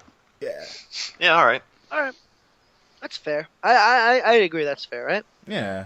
That's Halo. Man, Halo 5 could have been such a better game. I enjoy it, but it could have been way better. Best action adventure game: Assassin's Creed Syndicate, Batman: Arkham Knight, Metal Gear Solid 5, Ori and the Blind Forest, and Rise of the Tomb Raider. Metal Gear Solid 5 won this award, and yeah, I've spent a lot of time on the game, so I know for sure that it's it's one of those games where I agree with that. But I haven't played Rise of the Tomb Raider, and I've heard fantastic things about it. yeah, me too. I heard amazing things. Yeah, and I have an Xbox One, so I don't know what that's saying. I don't know how you know. Yeah, like. I think I just want to wait for the PS4 version. I don't want to buy it 2 times. I'm just. You know when Will doesn't want to use that.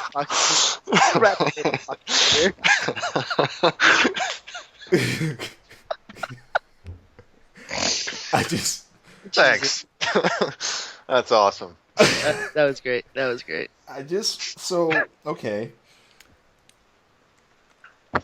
I really want to play this game. So do I. Yeah, we all do.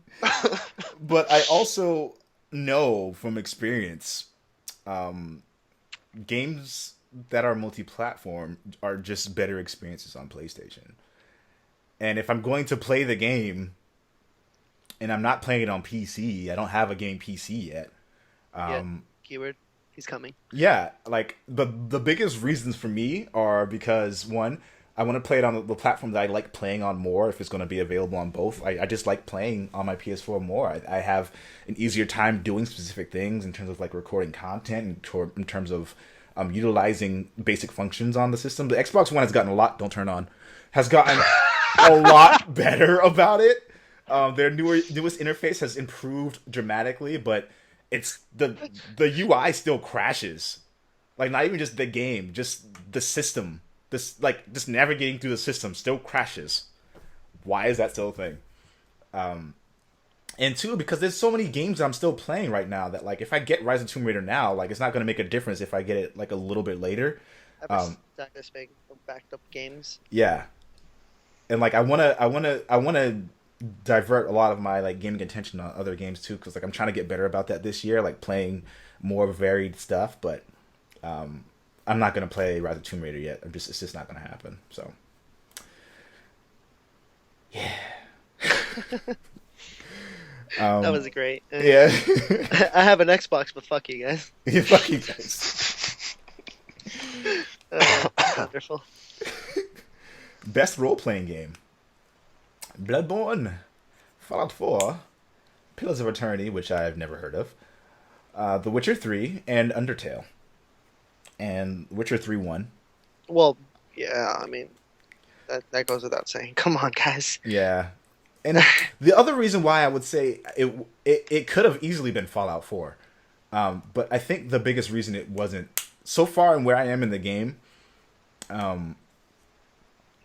it feels like you should have options for saying or doing things that would have been like, obviously, do that, but that option is not there.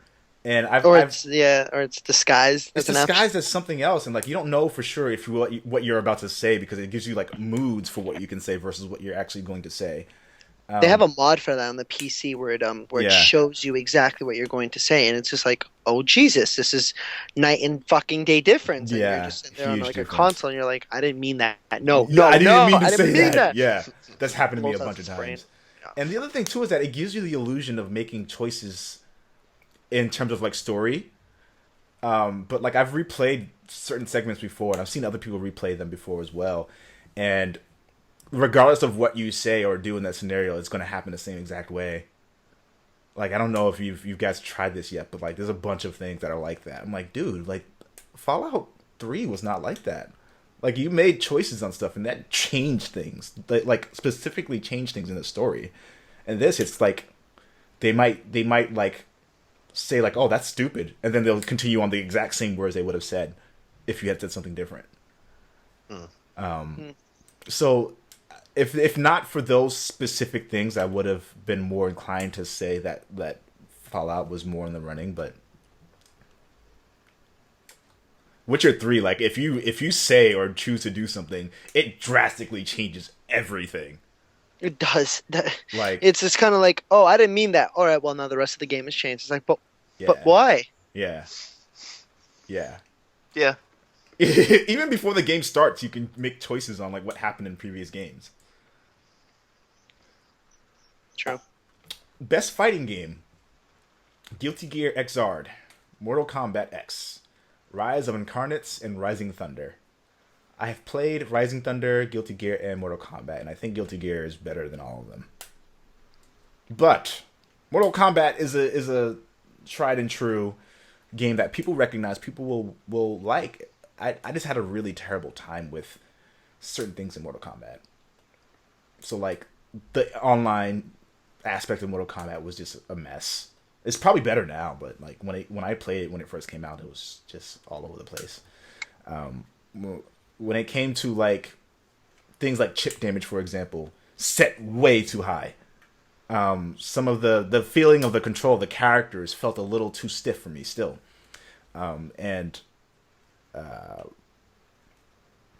Those are basically my main biggest gripes with that. The biggest gripes I've ever had with Guilty Gear was that like its barrier of entry seems low at first until you just hop online for some casual matches, then you get fucking decimated by people. It's like, even against the AI sometimes, like, that game will fuck you up. Like, without Difficulty level, true. Yeah. But other than that, like, Guilty Gear is fucking beautiful, and it's interesting. It's smooth as fuck. I don't know. Buggity. Yeah. I'll believe you will. I'm not a huge fighting gamer. Yeah, you didn't get a chance to. But you did, Dave. You did play Mortal Kombat X, right?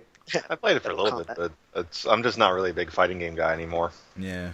It's more your forte. Best family game: Disney Infinity, Lego Dimensions, Skylanders, Splatoon, and Super Mario Maker. Super Mario Maker won. I think that's a fair win. Best sports / racing game. This is interesting. FIFA 16, Forza Motorsport 6, NBA 2K16, Pro Evolution Soccer 2016, and Rocket League. How come Madden wasn't on that? Yeah, good question. There's 2 soccer games, but no Madden? Yeah, right? That I don't know, because I would have voted for Madden. Yeah. Yeah. But And I'm just saying, and I'm just telling you right now, the FIFA games are shit. I'm sorry to all I'm sorry to all my FIFA, people out there, but FIFA was Come- shit. Yeah. Shit. The only Yeah. decent addition that they've ever made was adding the other certain women's, like national teams to the game. Yeah. Other than that, their in-form cards take months after their forms to come out. Damn. The ultimate teams suck. Come on, guys. Like, I mean, you have. I'm sorry. I'm gonna go off on a 2-second rant. Yeah. You don't even have an in-form card of Jamie Vardy when he's on scoring form as a striker form, and then like months or a month down the line, it'll be like, oh, it's released with that in-form card, which will give it a special boost, a special stat. But way after. Yeah. And then there'll be another person in form, and you're like, oh, all right. No, but I mean, Pro Evolution Soccer, I've seen gameplay on it. Like, don't get me wrong, the gameplay is magnificent, but My roommate there's a has it. lot of... Yeah. Or maybe he has 2015. I don't know. Either way, Madden not being on there is a little Weird. Yeah. And like Rocket League won, which is cool, but I'm happy with it. yeah. I'm alright with it. Yeah, I'm alright with it because we played it a lot. But, yeah. That's fine. Best multiplayer: Call of Duty Black Ops 3, Destiny: The Taken King, Halo 5, Guardians, Rocket League, and Splatoon. Splatoon was the winner of that. I have not played Splatoon yet, though. I do look forward to It's so good. Yeah. So good. That stupid Squid Game is so good. I am looking forward to playing it, though. You shouldn't. We should just Skype calls because they have the mic. Oh, the mic yeah, that's system. right. You can just Skype him like, fuck you, fuck you, fuck you. Fucking Nintendo, dude. We're not Yeah, going to what get do into it. We're not. Another topic for another time. Uh-huh. Most anticipated game. Oh, okay. So this is basically like what we were talking about earlier. Horizon Zero Dawn, No Man's Sky, Quantum Break, Last Guardian, and Uncharted 4. Now, I know what Dave's answer to this is. I don't know. No? I don't know. I mean, mini rant here for me. Like, we were all let down by Uncharted 3. So In some way or another, yeah. It wasn't a bad game by any means. it just couldn't live up to 2. It just Yeah. couldn't. So I think with Uncharted 4, like, I have that lump in my throat still. I'm just kind of waiting for it to go away. So, I mean, it's still very, very high on my list, but my game that I said earlier, this podcast isn't even on there. Yeah. So Yeah, Horizon, I forgot that this was even on this list. Horizon is definitely not definitely, it is my most anticipated game, but I'm looking forward to playing all these games. Very much so. Yeah. It's kind of hard to choose between all of them when you want to play all of them. Yeah, it is. especially when the one in there is one I want to play and it's another Microsoft exclusive. But that I do say, okay, that's cool. That's a reason to buy your console. That's cool. Yeah. Esports Player of the Year. Then there's a lot of fucking categories. You're almost at the bottom. Yeah. Player of the year. I don't know any of these people. But I'm Just give it to the winner. Yeah. We don't know who you Yeah, are. seriously. Kenny S. Counter-Strike Congratulations. Global Offensive Teams, Team Envious. Congratulations to you, my friend, for winning the Player of the Year. I hope you enjoy that honor. Esports Team of the Year goes to Optic Gaming. I do know about them. I know about Evil Geniuses and Fnatic. I didn't realize it was spelled that way. SK Telecom, I don't know who they are. Team Solo Mid, don't know who they are. But Optic Gaming, congratulations to you guys. Most people, especially on Call of Duty, like know Optic, you know. Esports Game of the Year. Call of Duty Advanced Warfare, Counter-Strike Global Offensive, Dota 2, Hearthstone, and League of Legends. So the winner was Counter-Strike Global Offensive. No shit. Yeah. Was fan voted. Yeah, fan Oh, voted. okay. All right. All right. But yeah, that Counter-Strike has been around for ages, but it's a game Yeah. that people understandably adore. You know, it's a game that they can get on and just get on with their friends. Kind of reminds me of a little bit of like what Rainbow Six was like, you know. Yeah. Trending Yeah. gamer, Total Biscuit, John Bain. He's pretty awesome. Christopher Monte Cristo Michaels. I don't know who that is actually. Greg Miller, Markiplier, and PewDiePie. Okay, I got to say two things. Three. One, I'm very, very fucking happy PewDiePie didn't win because I fucking hate that guy. I don't know how many millions of people watch him. His voice pisses me off. Oh my god. Two, Greg Miller deserved that award. That was totally worthy. And three, the speech he gave at the awards was phenomenal. I highly recommend you guys YouTube it. It's like 90 seconds, 2 minutes long. Yeah. And he spoke from the heart about gamers everywhere, and he earned that. Yeah, I totally agree with you on that.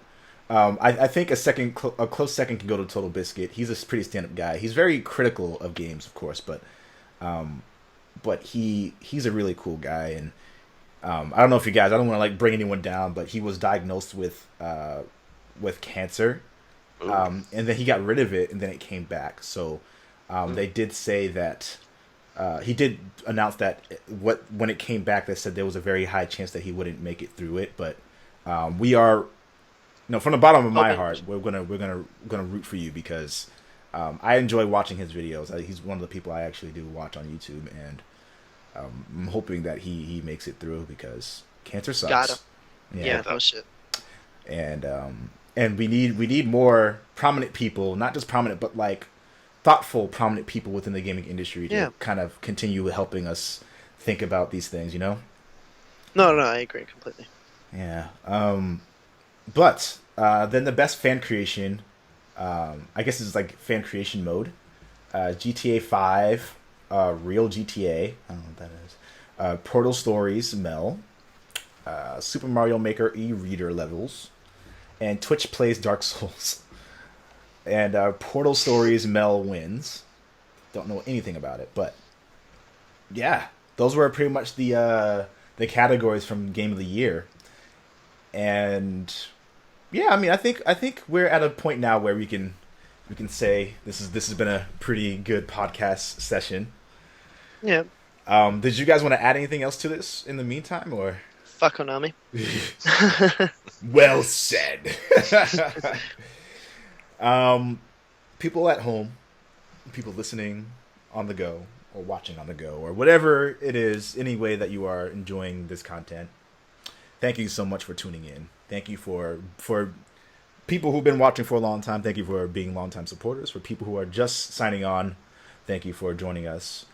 Thank you to my guests for being along for this adventure. We're on episode 50. It's been crazy. It's been a lot of fun.